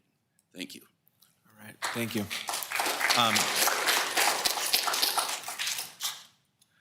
Before you go, I was just going to check the two people that signed up for public comment. You might have been here for consent. I'm just going to check. Is Bo Dooley and Gus Dooley for consent or for public comment? I don't know where those two are. Those are the two boys there. Are those the two boys? They're waiting. Are they here They're for waiting for their consent? turn patient. Okay, we're going to let them polish it off and wrap it up and finish. You're next after him. So you'll be next. Get ready. So now you up. Thank you. I did try to, enter out there, but I didn't have my grandkids to make sure I did it right. I'm talking about 42A. We spent $1.2 million to study the Sacramento River and what we wanted, and going through the rodeo grounds and Turtle Bay and down along Park Marina. Why wasn't this included in that? Because it is on the Sacramento River? And if it was, what do you think the response would have been? The same thing they found out when they said, well, we don't need the rodeo and stuff like that. That turned out to be a little bit of a disaster. Why wasn't this included? It's on the Sacramento River. I can tell you exactly what would have happened. You would have gotten 120%. It'd be like voting in Florida, of people showing up to say, no, it doesn't belong down there. I know what it's like down there right now. Radio Lane runs through that area, through the county buildings. It's called Radio Lane because I own the radio tower at the end of that lane. And I open carry down there because there was a pack of dogs for a while, 18 wild dogs running down there for years that they finally got rid of. Our building's been broken into. The truck yard that I work, Reading Lumber Transport, they have constant problems down there. That's what you got now. Can you imagine what it's going to be like? So put this to the people. Instead of spending $1.2 million, let's say $1.2, and we'll put it out to the public and say, do you want this? Because I'll guarantee you what the answer is going to be. Same thing they found out about the rodeo in Park Marina. Thank you. All right, thank you. Bo? And then after Bo, Gus.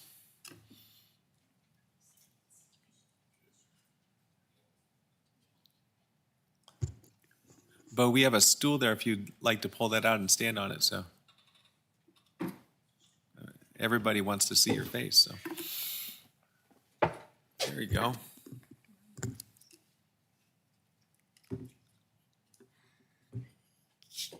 Jack Munns, you state, I'm running for city council to make a difference. Reading's economy, housing, and jobs have declined for years, while homeless, crime, and drug alcohol abuse have increased. We either live in the past or we choose a way forward that leads to a future of hope. How will building a jail add to value to the riverfront homes by my neighborhood? Mike Littow, it states in your bio, excited to serve the local community, solve community problems, and work equally with all people. How can you help us solve this problem with wanting to build a jail in our riverfront homes? Mrs. Resner, you're a lady who obtained a Bachelor of Science in Biology with a minor in environmental science. I'm sure you know the importance of conducting a CEQA and environmental impact report. So why is it that a jail was approved to be built in our neighborhood without the following assessments? Tanessa Audette, you are a mother of 3 and California native. You state that you're committed to protecting our God-given rights and restoring excellence in limited government principles. So why is it that the government wants to reconsider zoning to build this jail in our neighborhood? How is it that the city lease agreement for this 90-acre site is $0? Dr. Paul Hanukkah, you state we can make Reading an inspiration for our next generation and a destination for our nation. How will that be if the city is agreeing to build a male correctional campus in a viable riverfront neighborhood? Thank you for listening. All right, very nice job, Bo. Gus, And Bo, I would like to sit with you sometime to answer your questions and ask you some answers.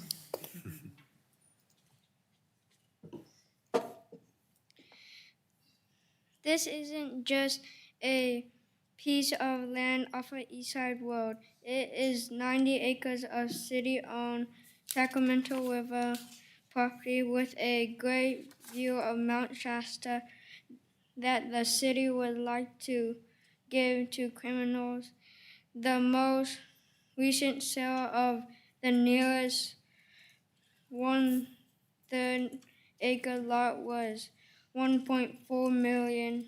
What are you all thinking? Come walk in our neighborhood and see for yourself before building a jail. That's all I have to say. all right, good job. All right, we got all our speakers in today, and I think all the children and the kids did a really, really good job. Thank you for coming and participating. It was really neat. Bo, I just want to mention that I was planning to meet your neighborhood people last Sunday, and Seth had arranged that. However, I was told that your neighbors decided to cancel the meeting because of the pending litigation. So just wanted to let you guys know that I was willing to meet you last Sunday, and I'm still willing to meet anytime. Okay. All right, that's all the comments we have. We have our consent calendar. Are there any council comments about either pull an item, comments on item, motions? I see Councilor Odette, so.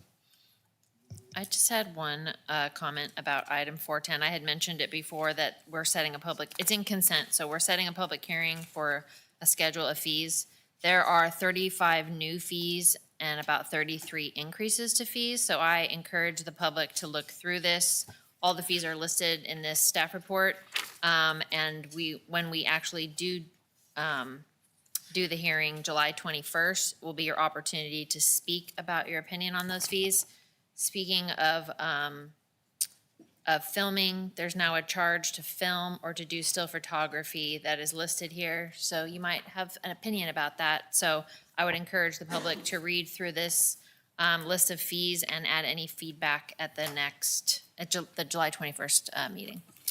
So you're asking for participation. That's very good. We do want people to speak up, and it's very important to come and attend and participate. Thank you, Councilor Odette. Mayor Pro Tem Resner, I see you up. So. I have two comments. One on 4.2A, which is the East Side Road property.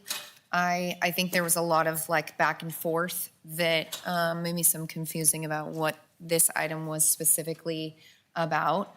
I would just like to say that I have lots of thoughts about the jail and such, but this is not exactly that specific item. This is about whether or not we are fine returning grazing to the property. And as somebody who does care about fire mitigation and those sort of things, I do want cattle grazing and eating down all of the vegetation on that. So I just want to make that clear that that is specifically what this specific topic is about.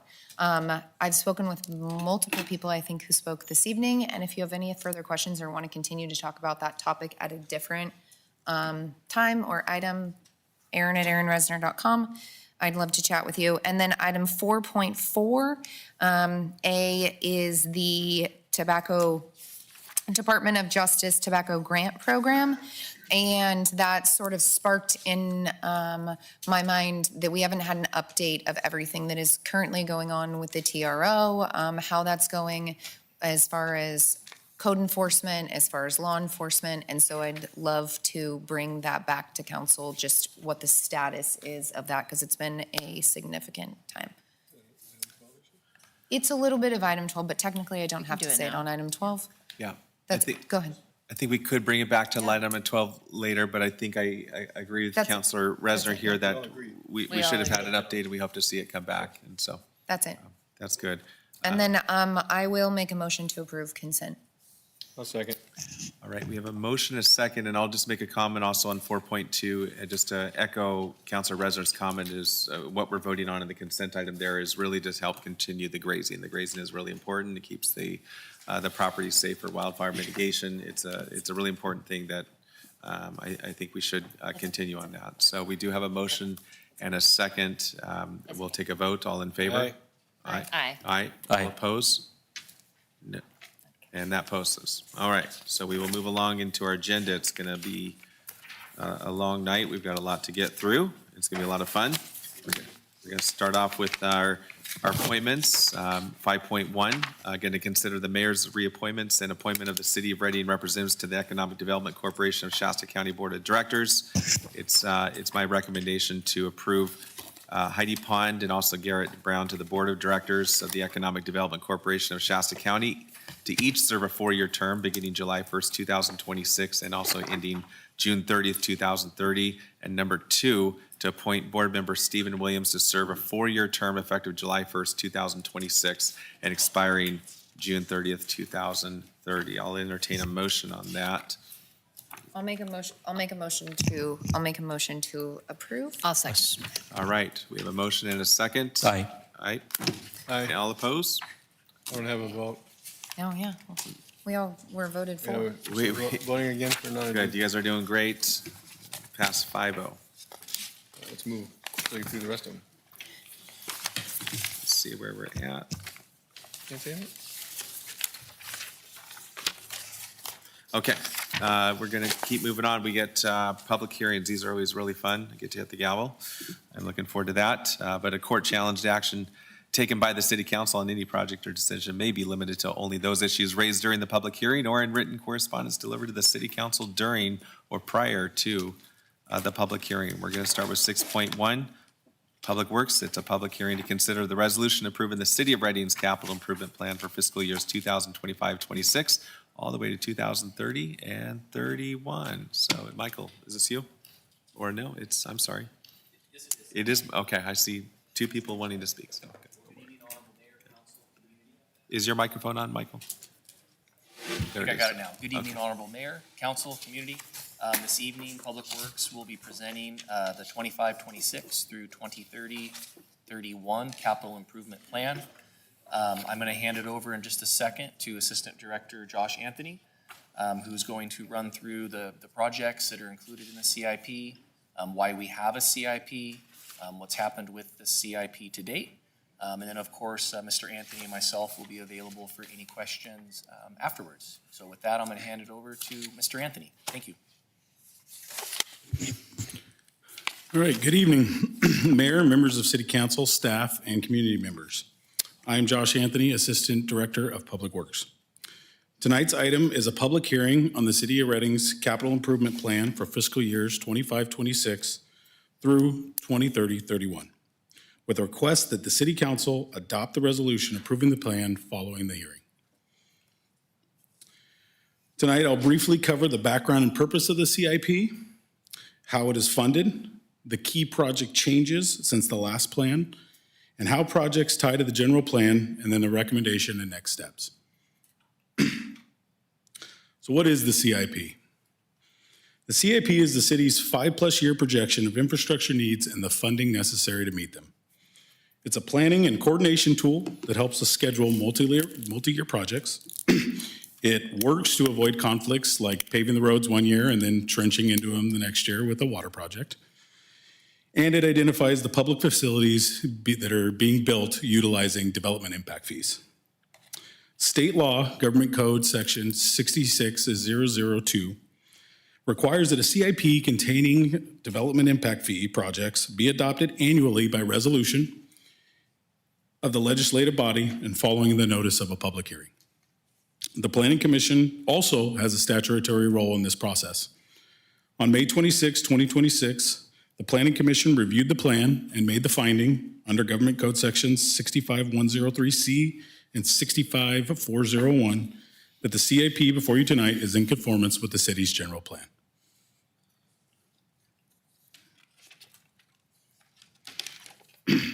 So you're wondering, how was the CIP developed? The CIP starts with the community needs expressed through the general plan, through specific plans, through department master plans, nexus studies, public outreach events, and the biennial budget. Departments then coordinate with the Public Works to identify, consolidate, and describe projects and the funding sources. And then finally, the Planning Commission's conformance and finding and the council's resolution completes the process. Projects are prioritized based on public safety and emergency repairs, regulatory mandates, assessment, asset condition, and strategic growth. The total plan is valued at $751 million across 9 city divisions that are included projects within this year's CIP. The largest programs are streets at $193.5 million, water at $131 million, wastewater at $111 million, airports at $92 million, REU at $88 million, and community service at $76 million, with the remaining balance being made up of the fire department, solid waste, and the storm drain divisions. The funding comes from 48 different sources, broken down into roughly 10 categories. The largest category, which is grants, which is both secured grants and anticipated grants that staff intends to apply for in the future, total $289 million. The public or the utility rates cover $246 million, and the impact fees cover about $77 million. A state revolving loan is being pursued for the Pump House 1 replacement project, which accounts for $50 million, with the general fund, local streets and roads, airports, developer contributions, and park and lieu fees making up the balance of $88 million. Of the $751 million, approximately $500 million of it, or 67%, is funded and supported by reasonably anticipated sources.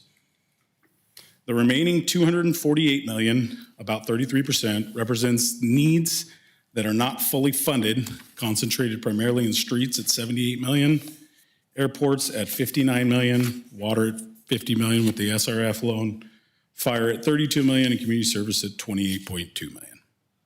Inclusion of these unfunded projects, however, does not commit local funds, but it positions the city to pursue competitive grants and loans.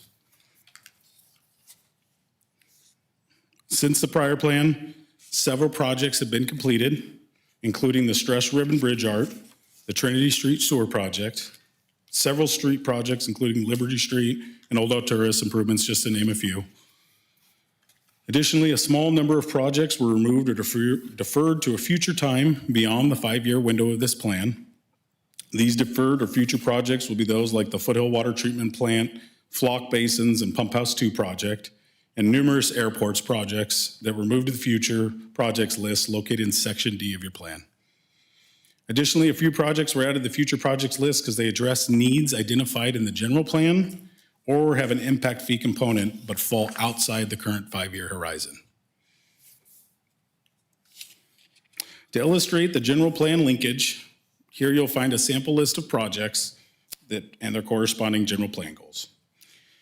This conformance reinforces the projects in the plan address the needs of the community envisioned during the general plan creation process.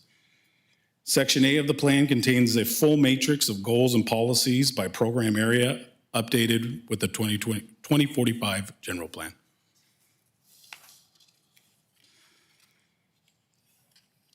Staff's recommendation tonight is that the City Council conduct a public hearing and following the close of that hearing, adopt the resolution approving the City of Reading's capital improvement plan for fiscal years 25-26 through 2030-31. This concludes staff's presentation. Assistant City Manager Webb and I are available for any questions you guys might have. Okay, we're going to open up for public comment or a hearing.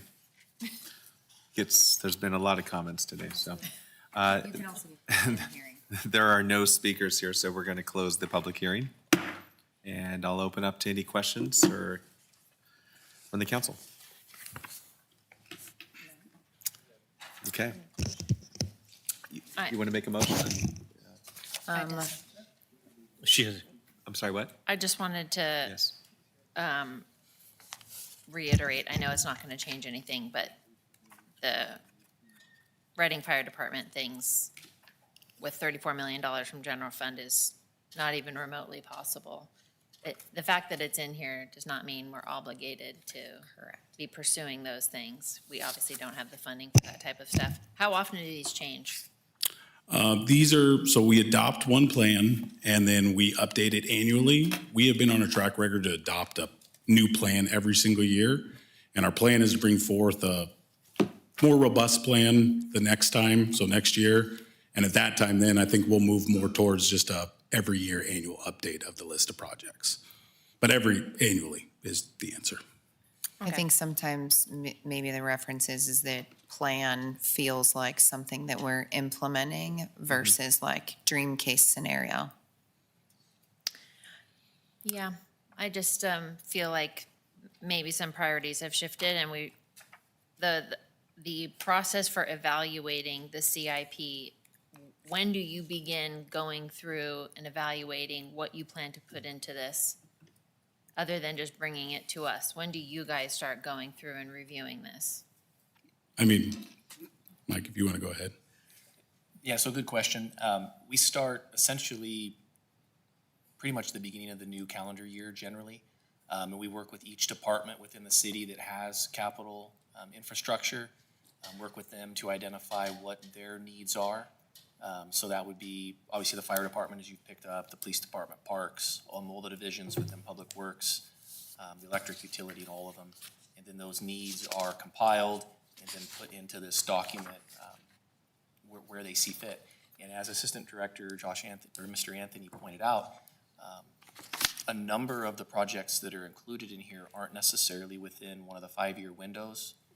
A lot of them are out beyond that, which means essentially a number of things. One, they very likely do not have a fully funded financial plan, which is why they're sitting out there.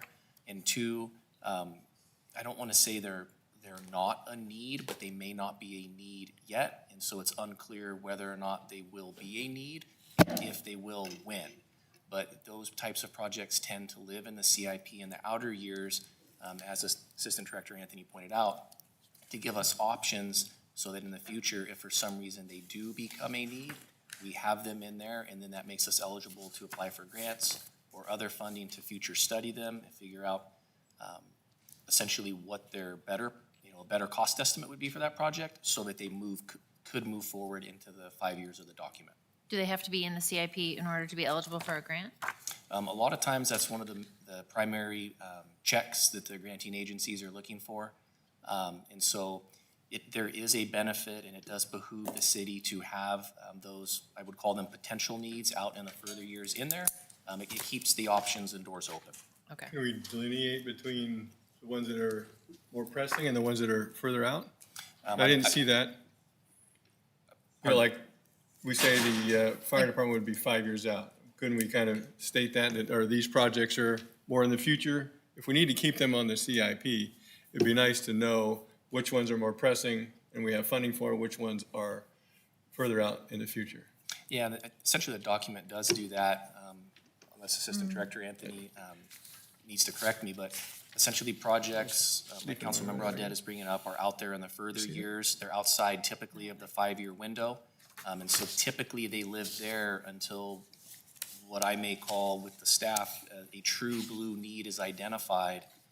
And we've studied it enough to where we have an accurate understanding of what the scope is, the cost, and the schedule, and we can move it forward into the 5-year window.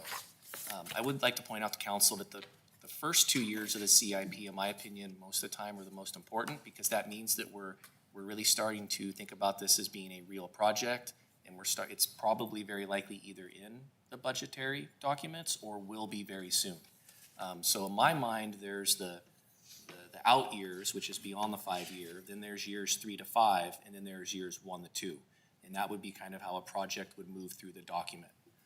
And very likely there would be a number of projects that would live in the beyond 5-year window for a number of years, because obviously we don't want to tie up funding or move projects along where there isn't a true need, but there may be projects that sit out there that could be needed in the future, but really depend on when and if development occurs and where it occurs and what it looks like.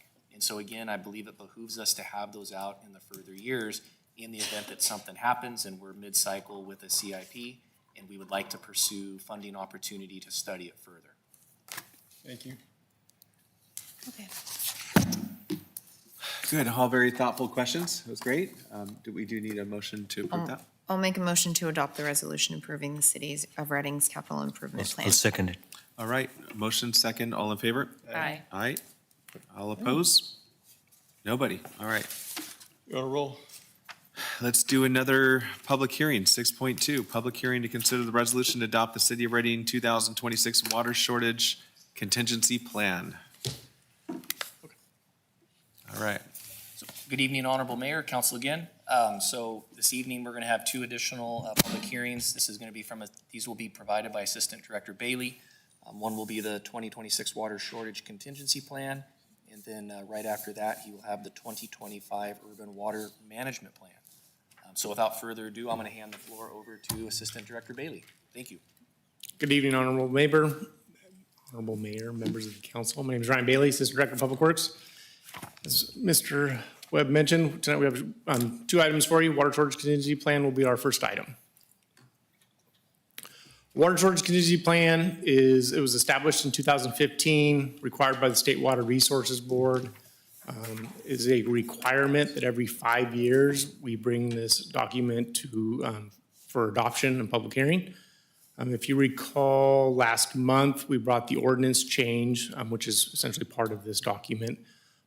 We updated a few minor edits in the ordinance, along with the main item was more watering for daytime hours, which I'll touch on here in in a second. And then in general, this plan is available on the city's website and various public locations in the water utility.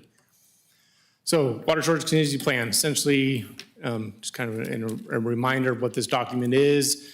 If the city comes into an emergency mandated by the state or drought, plan lays out 6 stages of water conservation. So, like I mentioned, the last month, what we came in front of you for the ordinance update was the watering hours. So based on public input, we had our watering hours were essentially from 9 a.m. to 6 p.m., or excuse me, from 7 a.m. to 9 p.m. Short time period for folks that don't have automated waters. If they hand water, didn't allow for a lot of watering time, so we expanded that watering time to allow for a little bit more watering time during daylight hours for summertime. So that was the main change of this ordinance and therefore the plan itself. A couple minor audits. So really in general, no new regulatory requirements from the state in the document itself. We changed the watering times, like I mentioned, that was the main change, a few minor edits, and this document every 5 years is, we need to re-adopt it.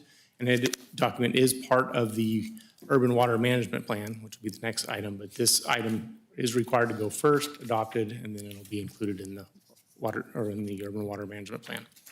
So with that, I'll be available for any questions. I also have Water Utility Manager Watkins here to help with any curveballs you may have for me. And just to confirm, we're in stage 1 currently. That is correct. Correct, yeah. Stage 1, which is voluntary conservation, year round. Any signs that we're going to stage 2? No, not this year. Perfect, thank you. So we do need to conduct a public hearing. There are no speakers. Amazing. We had a lot earlier. And we're going to close the public hearing. Any comments from council? Any questions? Or we would entertain a motion if there's nothing left. Motion to approve. Second. All right, we have a motion and a second. All in favor? Aye. Aye. All opposed? All right, we're doing good. Let's do another public hearing. So Public Works 6.3, public hearing to consider resolution to adopt the City of Reading 2025 Urban Water Management Plan. We're talking about water again. Here we go. Right, Urban Water Management Plan. Essentially this plan is for the water utility. It's a long-term resource planning document. It too is required by the state to be adopted and updated and adopted on a 5-year basis. This document is a requirement for the water utility to have to be eligible for loans and or grants.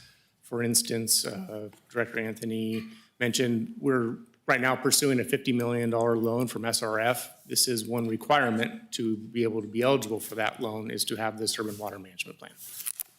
So again, it ensures water supplies in normal and drought years, kind of outlines both. And this, again, this plan is available on the city's website for the water utility for review and whatnot.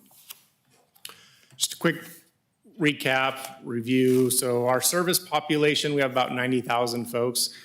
And just want to make it clear, so the water service population is slightly different than the city's population. The water service area is not constrained to the city limits. So we do serve folks outside the city in the county portion of it. And there are also Bella Vista Water District, Centerville to a very small amount, but Bella Vista Water District does support and provide water to members of or folks in the city limits. So it's very close, but not the same as far as the population goes.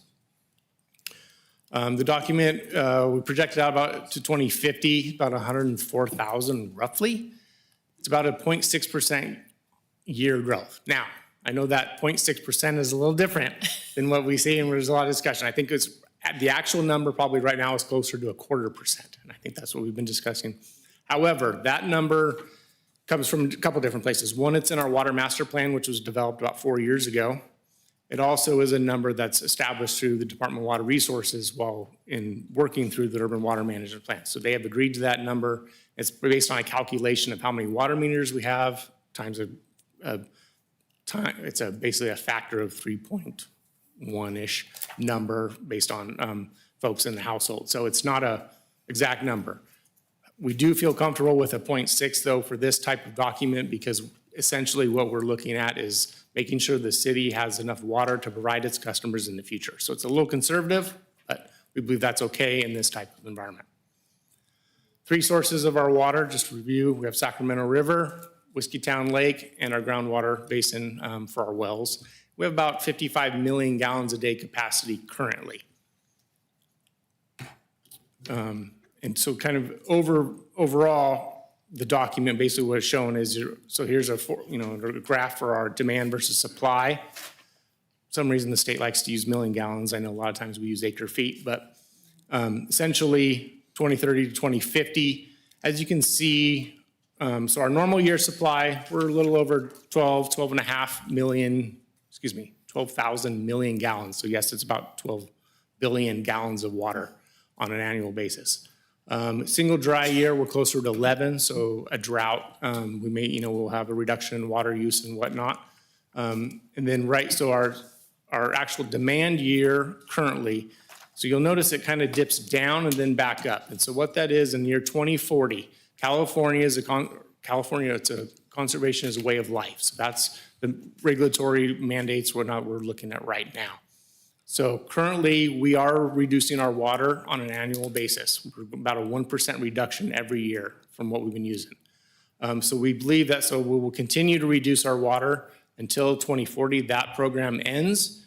And at that point in time, we believe the forecast will start creeping back up for population growth and whatnot. But as you can see, our supply far exceeds our demand at this time, and we believe it'll continue that way into the future to 2050. So really, with that, that's it, and I'll available with any questions. All right, we're going to conduct a public hearing. There are no speakers. We're going to close the public hearing. I'll have a motion to approve it. I'll second. Okay, we have a motion and a second. All in favor? Aye. Aye. Very contentious item. Thank you. Thank you. Water shortage should be. All right. That's good news for once.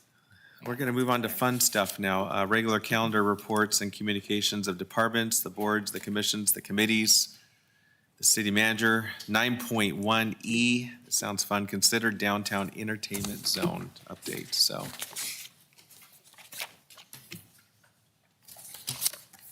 Well, good evening, Mayor, members of the council. My name is Jason Jablisco, Management Assistant to the City Manager, and tonight I'll be providing an update on the entertainment zone. So just in case if anybody's unfamiliar with what the entertainment zone is it's a designated space where individuals aged 21 years of age and older can go into a participating bar or restaurant order a drink and take that drink outside and enjoy it on the public right of way. And we have that established downtown. We adopted our ordinance on August 19th of last year, and it went into effect on December 4th of last year. It is 7 days a week from 10 a.m. to 10 p.m., and it's in operation 365 days a year. So this is the map and boundaries of the entertainment zone. We have approximately 24 businesses, and you can see where they are laid out on this map. This map is also on our website, so if anybody wanted to check it out, maybe go to a participating business, you can go to our website and find it. And as part of the 6-month update, we wanted to make sure that we had Reading Police Department's input and feedback. So they confirmed there's been no increase in calls and no significant issues to report on. They do remain in support of the entertainment zone. And of course, we wanted to have feedback from our participating businesses. So we conducted an online survey that was done in early May. And we also worked with the Chamber and Viva Downtown in holding a in-person stakeholder meeting. So the overall feedback was consistent in both the in-person meeting and online survey. Businesses are happy with the entertainment zone and report no significant issues. Businesses did report that during events, their business does significantly increase. So that is great. It was suggested that it would be helpful for additional educational materials regarding the boundaries and rules. So we're working with the Chamber on that. And we are also working to add more or additional garbage cans in the entertainment zone. But overall, the first 6 months has had a positive impact on downtown, and there's no major concerns to report. And that does conclude my presentation. We are required to do an additional update in 2 years as required by the legislation. I'm available for any questions. Also available is Chief Barner. Thank you. All right, this is not a public hearing, so, but we will, Councilor Adet, I do see you here, so. Do you have an update about how it went along Hilltop for Cool April Nights, having the temporary entertainment zone? I have a small update. They do have some suggestions for next year. It worked out well from what I heard, but that's really all I have on it. I talked to Ed, and Ed said it went very well. I mean, sure, you probably talked to him as well. When could that, I would assume that if they're working on it with you, you'll bring it to us or communicate with us? Yeah, or What's the update for that? it may need to be another item 12 We again. can just do that but on 12 today. I'll do it. I mean, it's, Do you have something to actually report to us? Or would you want to wait? What's a good Well, time? if we're doing the Hilltop update, that will need to be another time. That's, yeah. When do you think you would bring that Oh, I back? can do it anytime. How about tomorrow? No, I'm just kidding. I'm just wondering when that would be appropriate. Yes. Probably later this, maybe August. Okay. When this update comes back, are we still exploring being able to expand to the full parade route, which includes feedback we gave for Dana Drive, Churn Creek, and part of increase the Cypress? hours and everything, yeah. Oh, with that, yeah, we can take suggestions and I can work with Reading Police Department on their input. Because that was the feedback we last provided, that said we'd like to explore involving all the businesses that would like to participate in that along the parade route. If it went well on Hilltop, then let's just go big. So, Perfect. okay, thank you. You want one of those long straws, huh? What's that? You want one of Do you those need a vote long on straws. that? The long Or we're straw, just- Just yes. information Yeah, only? just We need a vote? accept the report. We accept. We accept. We accept. We really do. Okay, moving along. We're almost through 1,500 pages. We're getting close. So we have, if you're following along in your binder like us, City Manager 9.1F. We're going to consider updates to the Ready Municipal Code, Chapter 4.12, the transient occupancy tax, to update and modernize the tax administration of transient occupancy tax. I'm so excited to see this come back. Michael, is this you? This is, and good evening again, Honorable Mayor and Council and community members. So what you have before you here is an ordinance amendment, essentially surrounding the short-term rentals, specifically Airbnbs and VRBOs. As council may recall,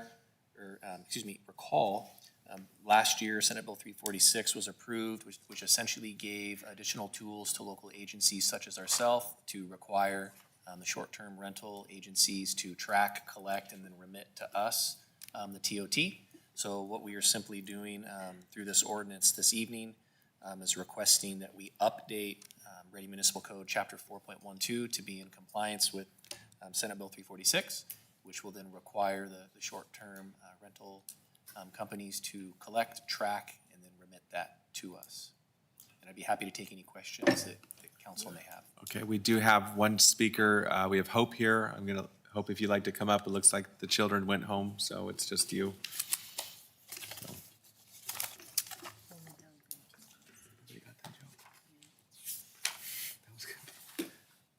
We got it, we're just getting tired.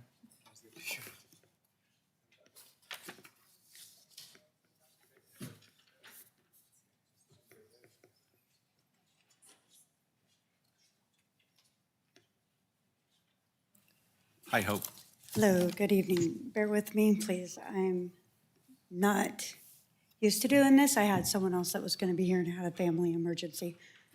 I believe I'm here for the right code and the right place. I am here to allocate for the tax to be put back. So we have had the closure of our civic auditorium. It used to, when City of Reading used to run it, 50% of this tax, the transient occupation tax, under former city manager Kurt Steeman, the city took all of it back. And so now that building now lacks the funds to keep it open. The auditorium has provided many jobs to our community. It gives $10 million to the community for the revenue of our businesses and everything else. And with allocating and going through the tax now, I just would like you to think about giving back that tax to the purpose of putting on the entertainment and keeping our community alive with part of that tax. Hope, thanks for sharing that feedback. That's feedback I share with you. I know once we figure out our general fund someday that we get our cash in order, that's hopefully something we can revisit to be able to distribute some of that TOT tax to the Civic Center, the riverfront, and other things. And I'm sure that might come back in the future once we, figure out our budget stuff. But I thank you for making that comment to that. So, Thank you. thank you. All right, council, any comments, or we'll entertain a motion to this? I just had a question. You had a comment? Okay. I just want to make sure I understand that the term facilitator, we're using that to mean Airbnb or VRBO. That's what a facilitator means, not like a manager of an Airbnb. Facilitator is, this will allow us to collect directly from Airbnbs and VRBOs, companies? You are correct. Okay, just want to make sure. It's a little vague. All right. Motion to approve. Well, I just have Councilor one Reznor was more, up, so- I just have one more Yes. comment. Do we have on the next 6 months agenda, bringing back anything regarding short-term rentals? Just Like changing it? Yeah, just any sort of changes. I would love some changes. Let's And add what- that to item 12. What specifically, what sort of changes or? I'm just wondering whether or not we have not looked at short-term rental matters in quite some time, probably 3-ish years, maybe 4 years. And so not urgent and important, but maybe in the next 6 months, is that something that we could entertain? Sorry, I'll bring that back in an item 12. Well, that actually, would be a I'm line. fine with you bringing that. I mean, we can accept that recommendation now. We can bring it back.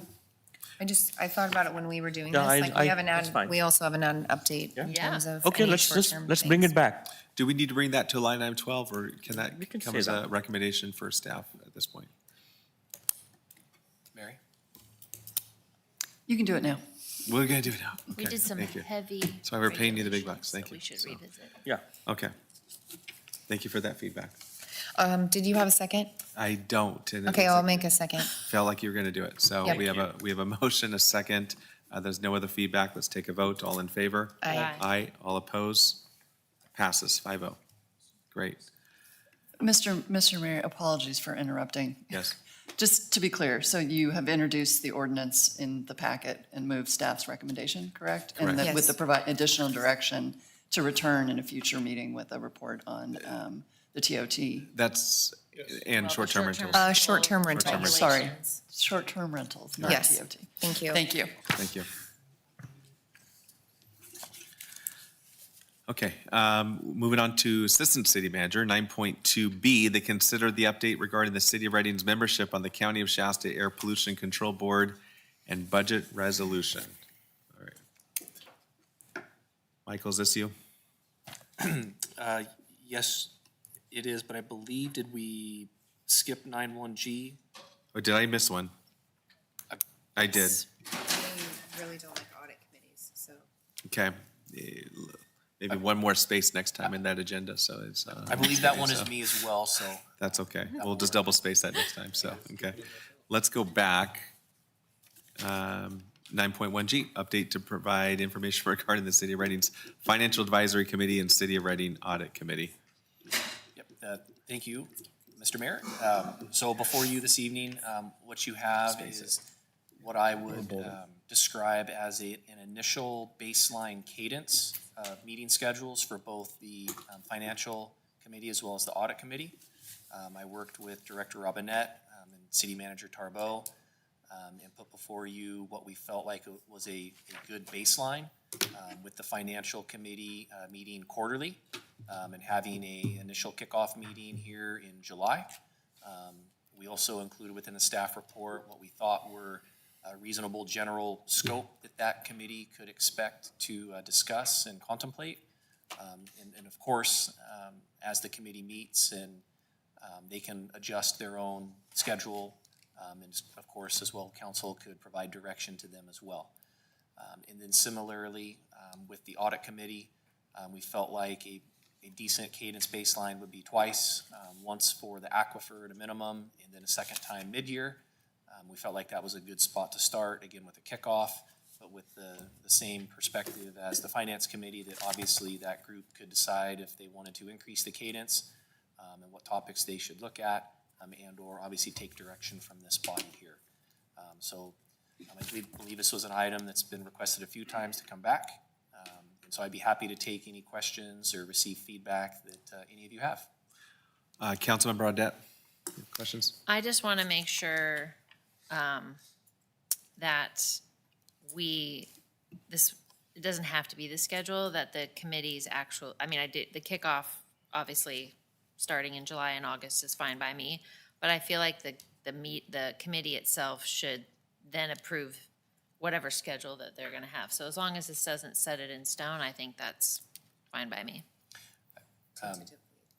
My intention was certainly not to set it in stone, but to provide a baseline cadence as I described.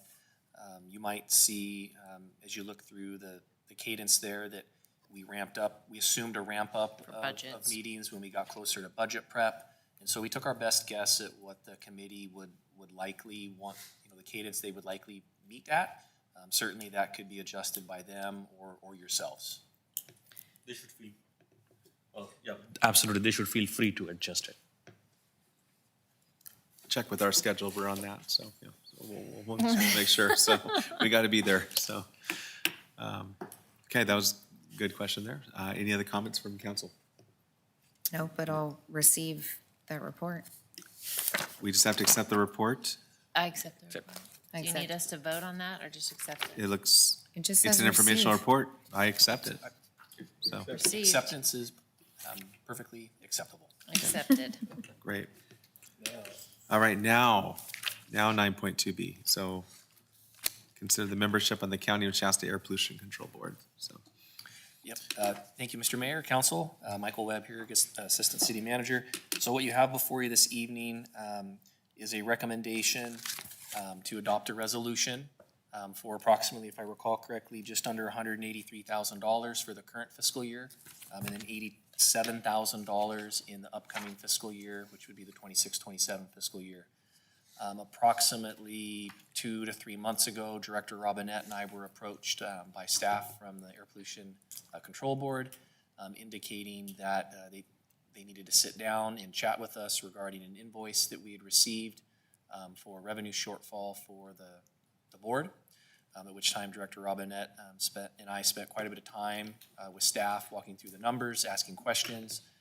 We consulted with legal regarding all the options, and came to the conclusion that it is in the best interest of this council to adopt the budget resolution and pay our share of the revenue shortfalls, with the understanding that we're going to work with the Air Pollution Control Board and help them solve their revenue problem.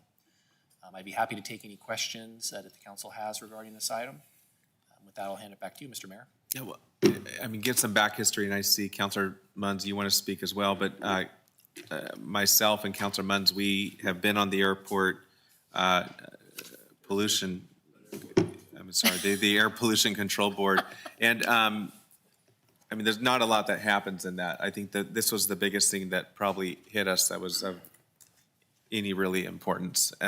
But it was very, very disappointing to find out how much money was being asked of the city of Reading to pay. Shasta County, in collection of everybody else that have served on that board in the past, they just didn't really do a good job looking at the budget. We have a shortfall because it really just wasn't looked at over the past 5-10 years or something like that. And so as they did an audit of that, you know, they were able to come back and say, we're short on money and now we need everybody to pay up. And we just didn't think that was very fair. As much as I objected and Councilor Munns objected, in fairness, you know, we had people that served on this Reading City Council that were part of that air pollution board as well. And so we do carry some responsibility with that. And I think we gave some guidance back that said, you know, we need to tighten things up and really make sure that it's not fun to have to come back and ask us to write a check that we didn't expect for. And this is a really big hit to our general fund at a time that we really don't want to be paying for that. As far as consequences, we could actually say, no, we're not going to pay for it. But there's probably very much value to saying being a team player because when you look at the Air Pollution Control Board and the value we get with that is if we're not serving on, if we don't pay up, we're basically saying we don't want to be members of that too. And we lose a voice to be able to come back and say, well, we have an airport here and there could be punitive consequences to our airport because we don't have representation from this council to be able to serve on that. So it's very uncomfortable to vote and say yes to this, but I feel like we really, really have to because we need to continue representation on their air pollution board. And this just comes as it's a gut check. It's not fun to write this. I don't know if we have any other options to be able to spread out the money. And we made a request to the Shasta County, say, can we spread this out over 5 years or we just have to really pony this up. But that's just my feedback. I wanted to give some back history on why we're having to pay this money and how we got here. But we don't expect to do this in the future. So, Councilor Munns, you have a... We brought this issue up a year and a half ago. Why wasn't it solved? I mean, maybe even longer. I don't know. I've been on the board since for almost 4 years, and honestly, it's a very. I'm challenged as to the value that we. I mean, I agree with what Mike says, but our meetings generally last 2 minutes. We've had meetings that last under a minute. And, you know, the longest meeting is like, our last one was, what was it, 20 minutes maybe? You know, and so I struggle with the value that, you know, maybe the value is that the county can't dictate what happens in our airspace. You know, there is some value there, I think, but I would like to know further what the value is. And I've asked that question before and of other people and didn't get much of an answer. But I mean, we asked this question, I did, a year and a half ago. Why? And I don't think we're obligated to pay that. I mean, I'm inclined to go with Mike, but I'd like to hear Tanessa's input and your guys' input. And it's very unfair that the city of Anderson removed themselves from this board, so therefore they don't have to pay a dime. And also the city of Shasta Lake also removed themselves, if I stand correct. So we are the only ones that are having to contribute to this because everybody else got out, but it feels like we're kind of staying because we have an airport. But Councilor Dad, sorry, you're up next, so. I'm also, I've been on there a couple times in my 4 years, and when this did get brought up, yeah, it was probably about a year and a half ago. Yes.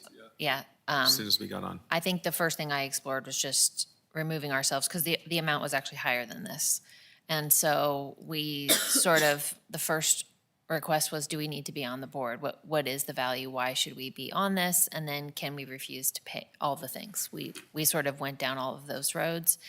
And legally, we are on there. We're obligated to pay it, which doesn't feel good, but that is our obligation. And then our only option, maybe for the future bill, would be to remove ourselves. But we have something to lose by not representing the city and our people by being on it. So this number is reduced from what they originally had asked us for, so if that's any consolation.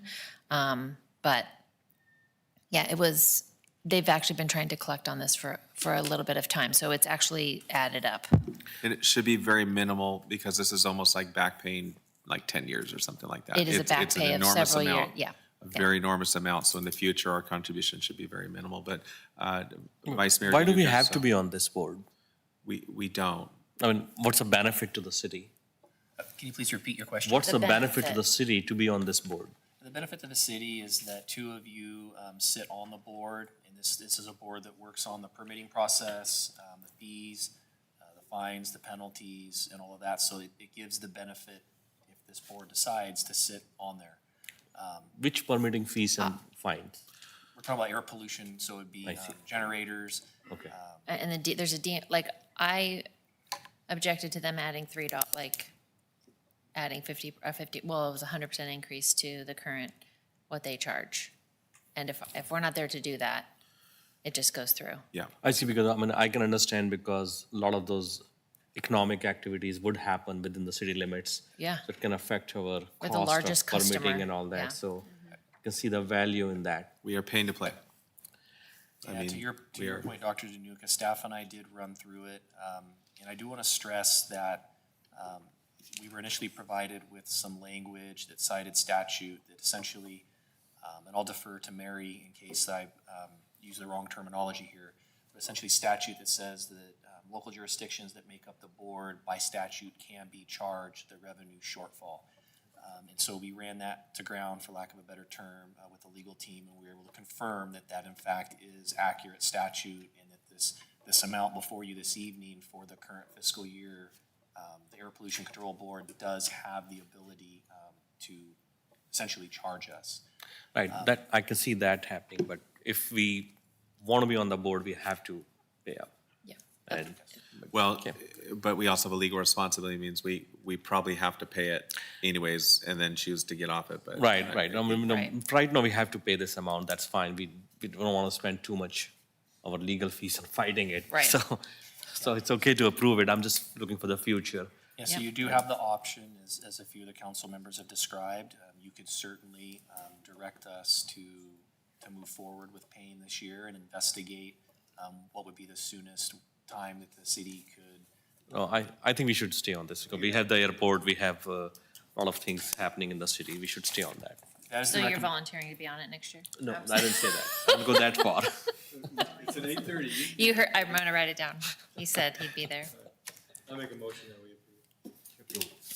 Okay, we'll need a second to that, or did you second? He just said. He seconded. Yep. You Sure, second, yeah, second. okay, just making clear. All right, we have a motion, a second, all in favor? Aye. Aye. That was contentious, okay, that was fun. All right, we are moving along to electric utility. 9.5B, consider the Reading Electric Utilities REU implementation of the Public Safety Power Shutoff Program and adopt budget resolution. Oh, Mr. Zettel. Yes, thank you. And how convenient the lights just dimmed as you came up, so that's, Right. It's like you need walk-on music, right? Thank you, Mayor, members of council. I know that the evening is running a little late here, and there's been a lot on the agenda, so I will do my best we're to actually be doing really good. brief but thorough. This is a very important program that our staff has worked very diligently on the past year to pull together. This is not pleasant. I'll be frank with everyone. The utility business has spent the last 125 years doing everything we can to never have the power go off. And this is a recent phenomenon that has entered our world in the last 10 years as a last resort tool that none of us are comfortable with, but given the risks that we're managing, I'll get into that in a minute, unfortunately, we are here. So agenda, just quickly, we'll go over background, state mandates, what's going on at the statutory level, what have we done so far, then we'll jump into the purpose of public safety power shutoffs. I think we know what that is. Won't spend a lot of time there. We'll jump into program design, and then we'll talk about how we're going to minimize customer impacts, what we're doing to support our customers that will be impacted by this potentially if an outage were to occur, how we're going to communicate, and what my recommendations and next steps are. So quick background, the City Council approved public safety power shutoffs to be added into REU's wildfire mitigation plan last year in May 2025. In 2018, Senate Bill 901 was passed, requiring utilities to have a wildfire mitigation plan and submit those to the Wildfire Safety Advisory Board as part of the state. It was amended the following year to include a code section that required not just investor-owned utilities, but publicly owned utilities like Reading to include de-energization protocols. It's a fancy word for public safety power shutoffs, in addition to customer notification, communication, and restoration procedures. So they put a little bit more teeth into it.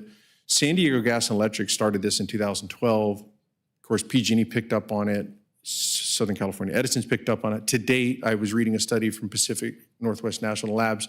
Over 4.5 million Californians have been involved in a PSPS outage since inception on this. So this is a big deal. There's 92 utilities in the West that have wildfire mitigation plans that include PSPS in them. And I want to say 13 of those have actually activated that so far. So this isn't just a California item, this is growing across the West. And of course, our primary objective to our approach is use data, be surgical, and protect our public safety so that we do not ignite a catastrophic wildfire. So quickly, the purpose is, I don't want to read this to you, but really here's the purpose is wildfire risk from an electric utility is what we would call an asymmetrical risk, meaning it's very unbalanced, it's totally unbalanced. We have very limited upside to cap that. We do what we can, but if there is a fire that starts and it does go catastrophic, it is unlimited downside, mostly due because in the state of California, in the Constitution, there's inverse condemnation laws that can fine a public agency or public utility like Reading negligent, even if, say, we didn't even start the fire, which then snowballs into lawsuits that are virtually uncapped with punitive payouts and damages and bankruptcies and whatnot. That's the legal liability side. The real concern is the safety side and keeping our customers safe and our town safe, right? Under weather conditions that are just unmitigatable. How did we get here? What we spent the last few years is really diving deep into historical data. We've engaged with a consultant, EDM International. They're pretty hot on this space. We're further engaged with another consultant, Cloudfire, to dig deeper into the models, but using some pretty advanced climate modeling, looking at what our risk factor inputs are, fire danger indicators, fuel dryness. These are all standardized items that are now out there and available, and thankfully they're public and they're free. And then putting this into, I would call it a homegrown model that we built using AI resources and some machine learning to start pulling this in and give us a 7-day forward rolling forecast of when we might be looking at a PSPS condition. And it's all driven on data, which is, like I mentioned, culmination of wind speeds, fire potential indices, burn data, fuel dryness, fuel loading, suppression capability, and there's more to it. I don't get too far. But essentially what we were able to do is narrow this down to less than 5% of our customer base would be exposed to a PSPS area. It was very helpful working with the Reading Fire Department. Our staff went out with their experts and we walked these areas. We went on foot patrol and we learned a lot as an electric utility of what we thought would be a high fire threat area where we would need to shut off or where we say maybe we didn't think it was. And we learned from a suppression standpoint what they see in the real world if a fire starts at wind speeds of say 20 to 25 sustained, 45 to 50 gusting, what they're going to be doing. That was an invaluable experience. We've talked about this with the Wildfire Safety Advisory Board. We hosted them a few weeks ago here at our AvTech building, and then took them on a tour. They think the combination of the modeling, but the real world experience with our suppression team, the Reading Fire Department, was very much invaluable for us. Quickly, criteria that would trigger this. This is pretty normal now. It's going to be your weather and fuel conditions, your local field conditions, and then what's going on with your public safety resources at the time. So in our model, what we have incorporated is as the fire departments, both Reading Fire Department, CAL FIRE, get more taxed in a fire situation, we may lower our threshold to trigger a PSPS because the suppression resources are already busy. If they're not busy, we have a little bit more tolerance of risk, right? So we can attenuate that to the live situation. Again, this is a last resort option. This is not the first resort in the tool belt. This is not the medium resort. This is a lot of really, really bad conditions have to present themselves for a 6-hour period before we start really going through this process.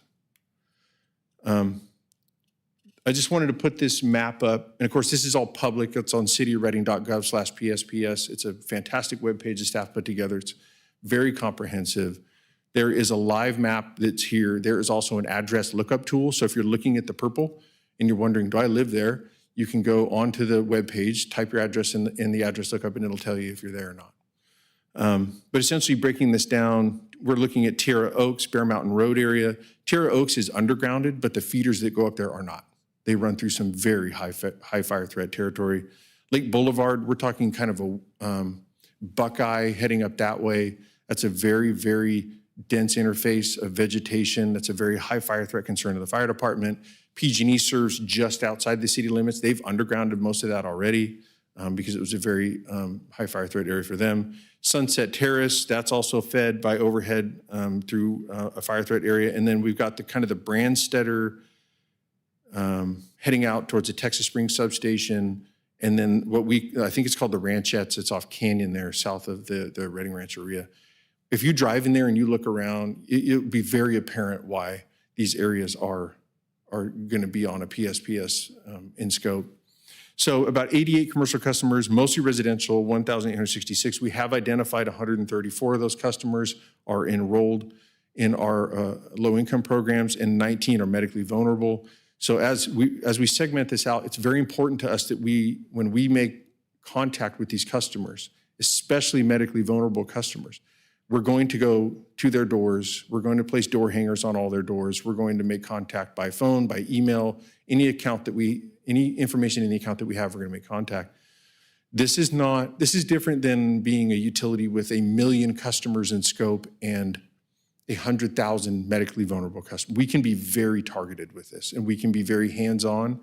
And I think that's a benefit of being a small utility with an excellent staff that we have, is we can really dive in and make sure that we are working through this communications plan. So there's 2 parts to it. Part 1 is being prepared. What's the routine? Frequencies, twice a year. We're going to reach out to the customers. We're going to double check contact information. Do you still live there? Did you move? Did somebody else move in? Are you medically vulnerable? Did you have a change in your condition we need to know about? What's going on, right? So we'll check in on that. This is just to remind customers, hey, if you live at this service address, you are in this PSPS in-scope area, and these are your tools and resources that you have, right? So I'll get to in a little bit about rebates and whatnot and make sure that they're offered those.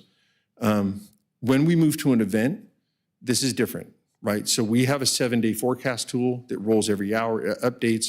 We will be alerting as soon as we know, they're going to know that you may be possibly experiencing a PSPS event starting this hour and what the forecast looks like extending this far, right? So I think that that's important that you give as much leeway as you can, as much as you can, right? Looking at a 7-day forecast, we know the weather, it can change. So giving a heads up, I know it can somewhat start a panic a little bit. It does when any other utility does it, but I'd rather know it was potentially going to happen 4 or 5 days out than not know, right? And then as we move closer to the event, we will keep updating. The weather can change, wind patterns die down. It does happen. It could be called off or it could be moved up. The goal, of course, is just advance notice. And then especially if we get into an event, during the event, and then after the event, making sure we're sending the all clears and that the customers understand when they can expect restoration. This is probably the most important part. This is kind of why I'm here tonight, is what I'm looking for is a budget resolution for funding to provide customer support initiatives. So it's actually an AI generated picture, but these are actually real things in real life. So what we're looking to do is provide up to a $500 rebate for customers only in the PSPS impacted area. We have a rebate system we use already. It's called Neighborly. It's a service that we use. If a customer buys a generator, if you go to cityofreading.gov/PSPS, it's already live. There is an application for a rebate. It's already live. You can click on it. What we will do is look at your invoice or your receipt or whatever you have. It's not going to be super formal. You know, we're at the IRS. We're not going to shake you down for it. We'll just confirm that you're in an impacted address, that it is a generator, that you did spend the money on it, and then through Neighborly, you will receive a check in the mail, right? What's been recently come to market in the last few years is a backup power transfer meter. So if you see the meter hooked on the wall, PG&E worked with Tesco to develop this meter where you take a standard residential meter and then they put a backup power transfer switch on the back of the meter, and that whole thing plugs back onto your panel. This avoids the customer having to pay an electrician to come out and wire a backup generator wire to the house. And honestly, those can be anywhere from, I would say, $800 to $1,200. You need to get a permit. Sometimes it can be even more intrusive depending on where your panel is. This is very simple for the customer. It's automatic. And what we will do, if a customer applies for a generator rebate, we Reading Electric, will automatically go out and install this meter on their property. They don't have to pay for this, right? So what happens is when we have the outage, when we initiate the power outage for PSPS, this meter will sense that it has lost power, and the backup transfer will enable your generator to start when you're plugged in. And then it will feed the entire property.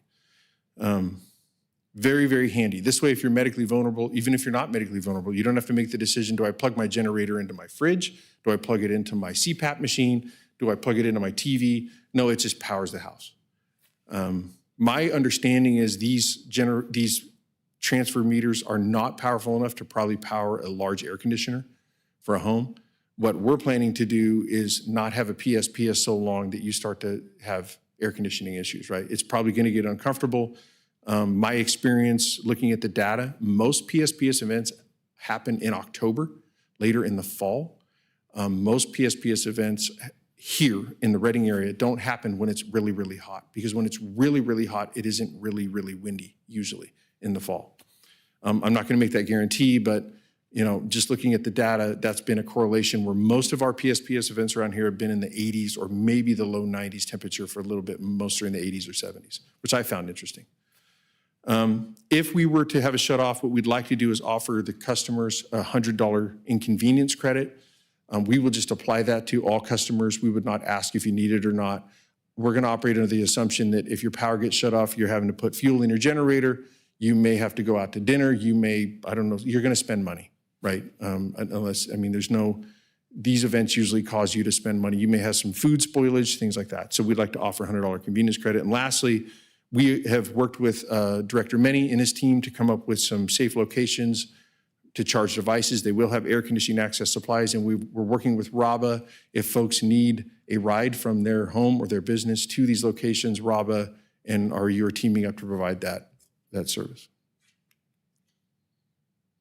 So in summary, what I want to leave the council with is this a very rare last resort measure. They're expected to be rare, only used when they're absolutely necessary. They're highly targeted, and we are working with a consultant, Cloudfire, to do our best to reduce this scope even more and or look at the triggers that would cause you to have a PSPS event, right? So this is not perfect science. This is everybody learning at the same time, doing their best. So we're refining this even further. We want to be proactive with our customers. Our customer service team is ready. They have door hanger bags. They have brochures ready. They have contact information. They have everything. They can start going with this tomorrow. Actually, they've have 2,000 brochures printed and they're ready to get going with it. And our goal is to be transparent and have ongoing communication. We know from our experience that we need to have 5 different communication paths to reach out to a customer, whether it's phone, text, email, in person. It's hard to get everybody's attention in this world. It's hard to get our attention. I wouldn't blame anybody. So our job is to get out there and make sure that they know what's going on, they have awareness, and we've made as many contact points as we can. So with that, I would ask that the council approves our PSPS program and customer support framework, approve the attached budget resolution appropriating $250,000 for program implementation, and authorize the city manager designee to execute future agreements. Those future agreements would mostly be with community benefit organizations, so think, say, Salvation Army or United Way or others, who they also have some resources to provide food vouchers and things for these type of programs. With that, I take any questions. These are permanently installed generators. These are not portable generators that they would get rebates on? They'd be portable generators. Or, I mean, a customer could install like a whole home generator. We would offer a rebate on that too. But they could be portable. I'm thinking about accountability. If someone's in a zone, they could have a buddy say, hey, you're in the zone. How about you go get that generator, collect the rebate for me? But like, where's the accountability to make sure that we're using these generators as they're supposed to be used? So if they're not permanently installed, so. I mean, that would be a really big bummer if then. Well, I would think, The why wouldn't we Sunset require Terrace them to be way. permanently installed or? That'll be very expensive. I think that'll become very expensive. Permanently installed one can be super expensive. Yeah, I think permanently installed generators range from 15,000 to probably 20,000. Gosh, okay. Yeah, plus the permitting and the installation and maintenance and just regular testing. So they're very expensive. Councilor Audette, is he on there? I just had a question for your commercial customers. We had gotten an email just about, I mean, obviously, if it's a commercial building, it may need more than just a small generator. And I don't know what generators cost. Do you know what generators cost? A large generator like that would probably run you about 15K or so for. Yeah, I mean, depending So on not the building. So Yeah. not 500. Yeah, I suppose it Is would. there a If difference? I said my small commercial building, a grade- 500 square foot building would run Yeah, about we have one in 15 our grand. facility. I mean, they can cost up to $40,000-$50,000 also, So- depending Yeah. on the. If you had a large building, for sure. Yeah, so if you are a commercial and you can get $500 towards that, would you connect whatever generator they do have? Or do you have to have this Yeah, that's rebate first? Can you just have the connection if they do already have a generator? If they already have a generator, Like, is so op- most commercial customers, if they have a generator, it's going to be permanently installed on their property, right? And it's installed it's probably going to be a commercial electrician installed it. Most commercial properties that need backup generation have it. Yeah. Right, so think hospitals, grocery stores. Yeah. Most of them will, if they require that kind of commercial generator, they would have an automatic switch off. I'm not aware of any who wouldn't. Yeah, and we Well, do. PSPs are, Oh, sorry, go ahead. no, I'm just gonna, if you're in Reading, you've not experienced a PSP. Right, right. So you may be here because Yeah, you're you right. know that that's not going to be an issue for you. And so if you moved into Reading and then you happen to now be in this new zone, that I'm just wondering what we do. There's 88 commercial. Have you identified Yes. any? We've identified all of them. We are going to go out and personally meet with each one of them and see what's going on. I will say if there's some unique situation that they say have a backup generator, but it doesn't work, or if they, some commercial businesses come and go, most of them are leases. They're not owned, right? So what we can do is our account management team can go out and meet with them and work with ways that if they do have an outage, what would be the impact? Would they have to close? Do they have some certain refrigeration needs? Can we help source other refrigeration needs with them, whether it's portable refrigeration, things like that? So we do that a lot right now. For example, if we have to do some underground work or overhead work for, I think we actually did a mobile home park up off Lake Boulevard, and Caltrans was requiring it on a very specific time and a very specific day. I think, Councilmember Audette, you might remember this was a few years ago, and it was very hot. It was going to be 114 that day. Reading Electric, we actually brought in large trailer-mounted diesel generators, and our teams fed the mobile home park because we couldn't have 300 plus of our mobile home park citizens baking in the 114-degree heat while we had to change this vault for Caltrans. So we do have some of that leeway. And And we do plan to get out there with the commercial customers, because until you get there and you find out what's going on, Right. you don't really know. So if there is a very extenuating circumstance, I will come back to the council, or I'll put something on the consent calendar to reference this, and if we need special funding for that. But I think it's manageable for sure. We also, somebody else reached out, this last one, reached out and asked if they were near that area. Is there any danger that they could also, it could happen to them? No. I mean, No. I've actually seen a PSP, I've seen the demonstration, so Yeah, but I mean- can you say it out loud so that? Yeah, so if you're near it, near doesn't matter Right. because it's your wires on your circuit. And our crews, to be honest, in order to make this happen in what we would call isolate or segment as small as possible, it's 180 distinct switching operations to make sure that people who are near it don't, Yeah. aren't part of it. So, yeah. Unaffected. Okay, Mm-hmm. thanks. Yeah, I have a Vice Mayor question. Denuka? Yep, Yeah, you're up.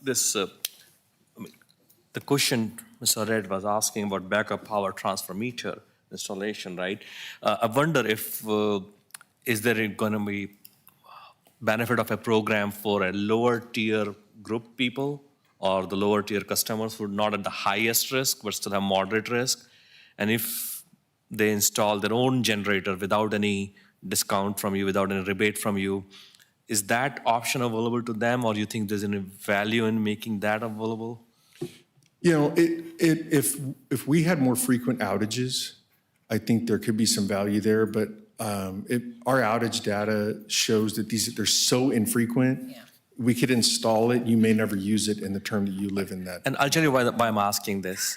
A lot of medical facilities are not in these tiers, and I have personal experience with that. For example, my wife stores some chemotherapy drugs. They can run into $50,000, $100,000. And that's not in the high tier, right? But still, those kind of medical facilities do exist, which do use their backup, smaller generators, but they may not really install this.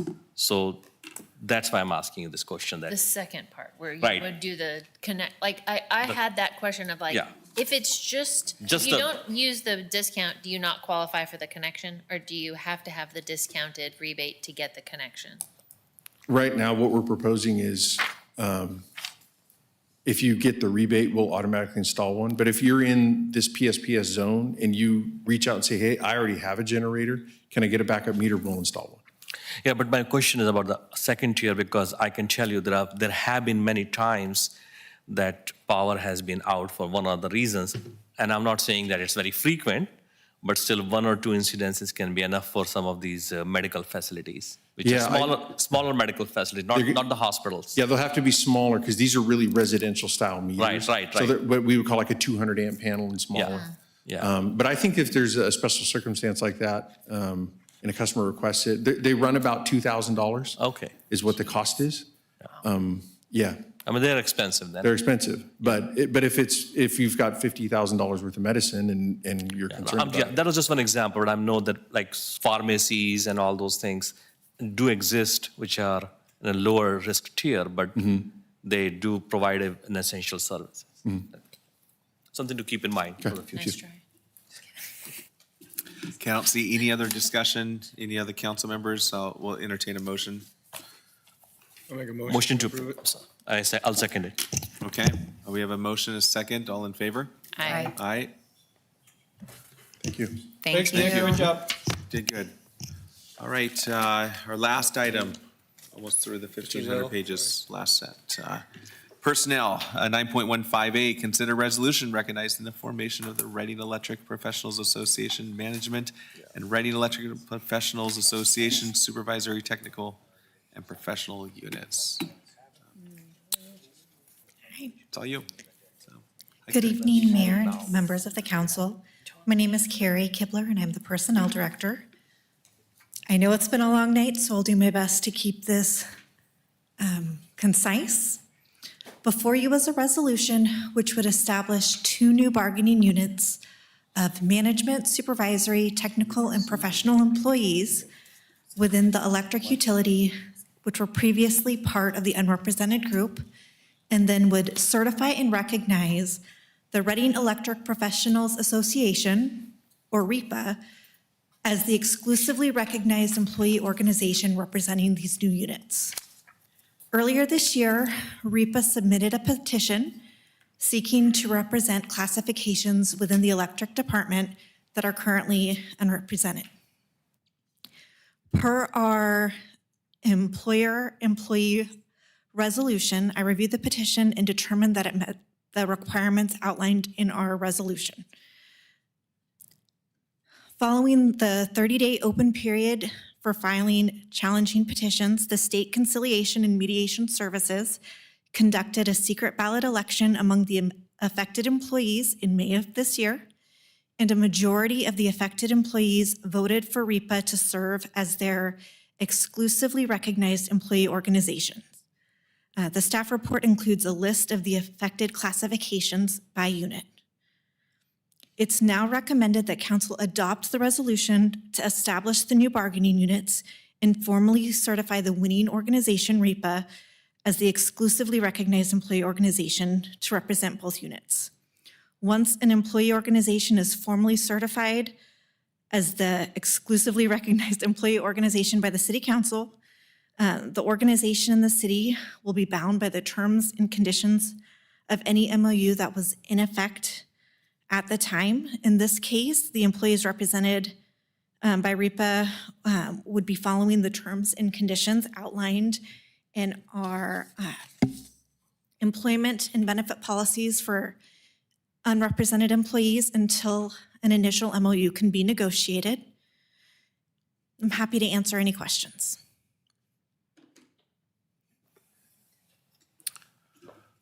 Very, very interesting. Councilor Resner? I know that you just sat back down in your seat, but I'm wondering whether or not City Attorney could let me know, what are our legal options here? Mostly, I'm just wondering, I'm hearing Director Kibler say like it's highly ill-advised to not recognize, but is there really an option to do that? Do we have alternative actions we can take, which are, sounds like ill-advised, but if you can clarify on that. I have a government code section I can provide. I'm sorry? I have a government code section. Yeah, so my understanding, council member, is that the appropriate steps have been taken for this bargaining unit to come forward. I can review. This is essentially ceremonial, is like That's what my you're understanding. saying. But Yeah, if you need more I'm just information asking. from my office, I can provide that. Nope. Yeah, I had a thought about that also, but I think it's gone through the fair process as per the state laws. And I mean, you could always fight it, but I would say that it's, I don't even feel That feels right. ill-advised. Yeah, I don't even feel right fighting it. Yeah. I think it's I hear appropriate what she's if they saying. wanna- She answered. What was the payment? Was it $40,000 or something? So I can provide a little bit of information. I believe you're referring to the portion of the CalPERS retirement contribution so in the unrepresented employees currently contribute an additional amount beyond the CalPERS mandated amount. So CalPERS sets the employee share of retirement at 7% for that particular group. There is a process which the city has engaged in where we've essentially negotiated, or in the unrepresented case, completed a lengthy CalPERS process which allowed the classic employees to pay a portion of the city's contribution for retirement benefits. For PEPRA members, it's automatically 50-50 split. But for our classic employees, we have to essentially negotiate. Because those employees were previously unrepped, the classic members were paying an additional 3% of their retirement contribution. Once we recognize REPA as the bargaining unit representing them, we will not be able to collect that additional 3% until such time we can negotiate it with the union. And that's due to the CalPERS requirements regarding the employee cost share provisions. That's once they become a union, then we can start collecting it as we Well, then we negotiate. have Oh, to you would need to- negotiate yeah. to start collecting it. But it's 40,000 to begin the process or whatever, It right? doesn't cost any, well, I thought it said it was the taken out of initial our loss general fund. of revenue to the city from the cost sharing provision is closer to 70,000 for the two groups. Let me pull the numbers. There's no It- resolution for that, so are we just guessing that it will be No, that? so let me clarify. The finance director estimated the potential cost. So for the supervisory, technical and professional unit, it results in about a loss of $40,000. And for the management group, that estimate is about $3,000 annually. And that's an annual, I'm going to say, loss of cost sharing. So those would be costs that the city would have to absorb until such time a successor or an initial MOU can be negotiated. I think at this point, they want to unionize, and it's going to cost us some money, and that is fine, that's a part of doing the business. We just should go along. Well, I don't mind them going, I just don't feel like we have to pay for it when they're starting up. I get it after the fact, but I don't, if they want to win, then they pay the price that they have to start up. CalPERS will not allow us to collect this. Yeah. That's the thing. It's a CalPERS regulation that, We don't have a choice. yes, this Why? is due to the CalPERS regulatory requirements. Is this the cost, meaning like in the next budget? Like, why is there no resolution for it? So what is the accounting on this? He's coming. We spoke with, well, Greg and Nick, and I'll step aside. So REU believes they'll be able to absorb that cost within their current personnel budget. They have vacant positions, and the vacancies should be able to cover the loss of cost share from these positions is effectively how it'll be covered. Okay. And our hope would be that we can begin negotiating with REPA and ideally be able to not lose this cost-sharing provision for an entire year. So it may not be that much. Thank you for answering all of our questions. I'll make a motion that we adopt the resolution. I'll second it. Well, you said ceremonial. I don't think we're having a ceremony on that, but we will, this is not, we'll have a motion, a second. All in favor? Aye. Aye. All right. That's pretty fast, actually. Well, we're efficient. I mean, we're just getting more efficient by the day. Moving along. I love it. Council travel reports. Does anybody have anything to report? Well, I think you traveled this year, so maybe you spent the rest of the budget, or, okay. Oh, To line item 12, suggestions from any council members for any Well, potential topics. Does anybody have anything here? I'll start with the entertainment zone, to bring it back to expand the location to the full thing and maybe expand the hours as well. Yeah, yep. Okay. Mr. Mayor, if I may, what was the time frame on that? Oh, I mean, well, we got a whole year to wait, so I mean, you can, He did say whenever we want earlier, so so, you know, I mean, it just helps for planning for next wouldn't be a year. top priority, but I mean, you know, within a couple, 3 months or 4 months, whatever. Jason's nodding out there. That works. Okay. Jason doesn't do anything. Okay. Any other items? So, anybody have anything else? No, I think We're adjourned.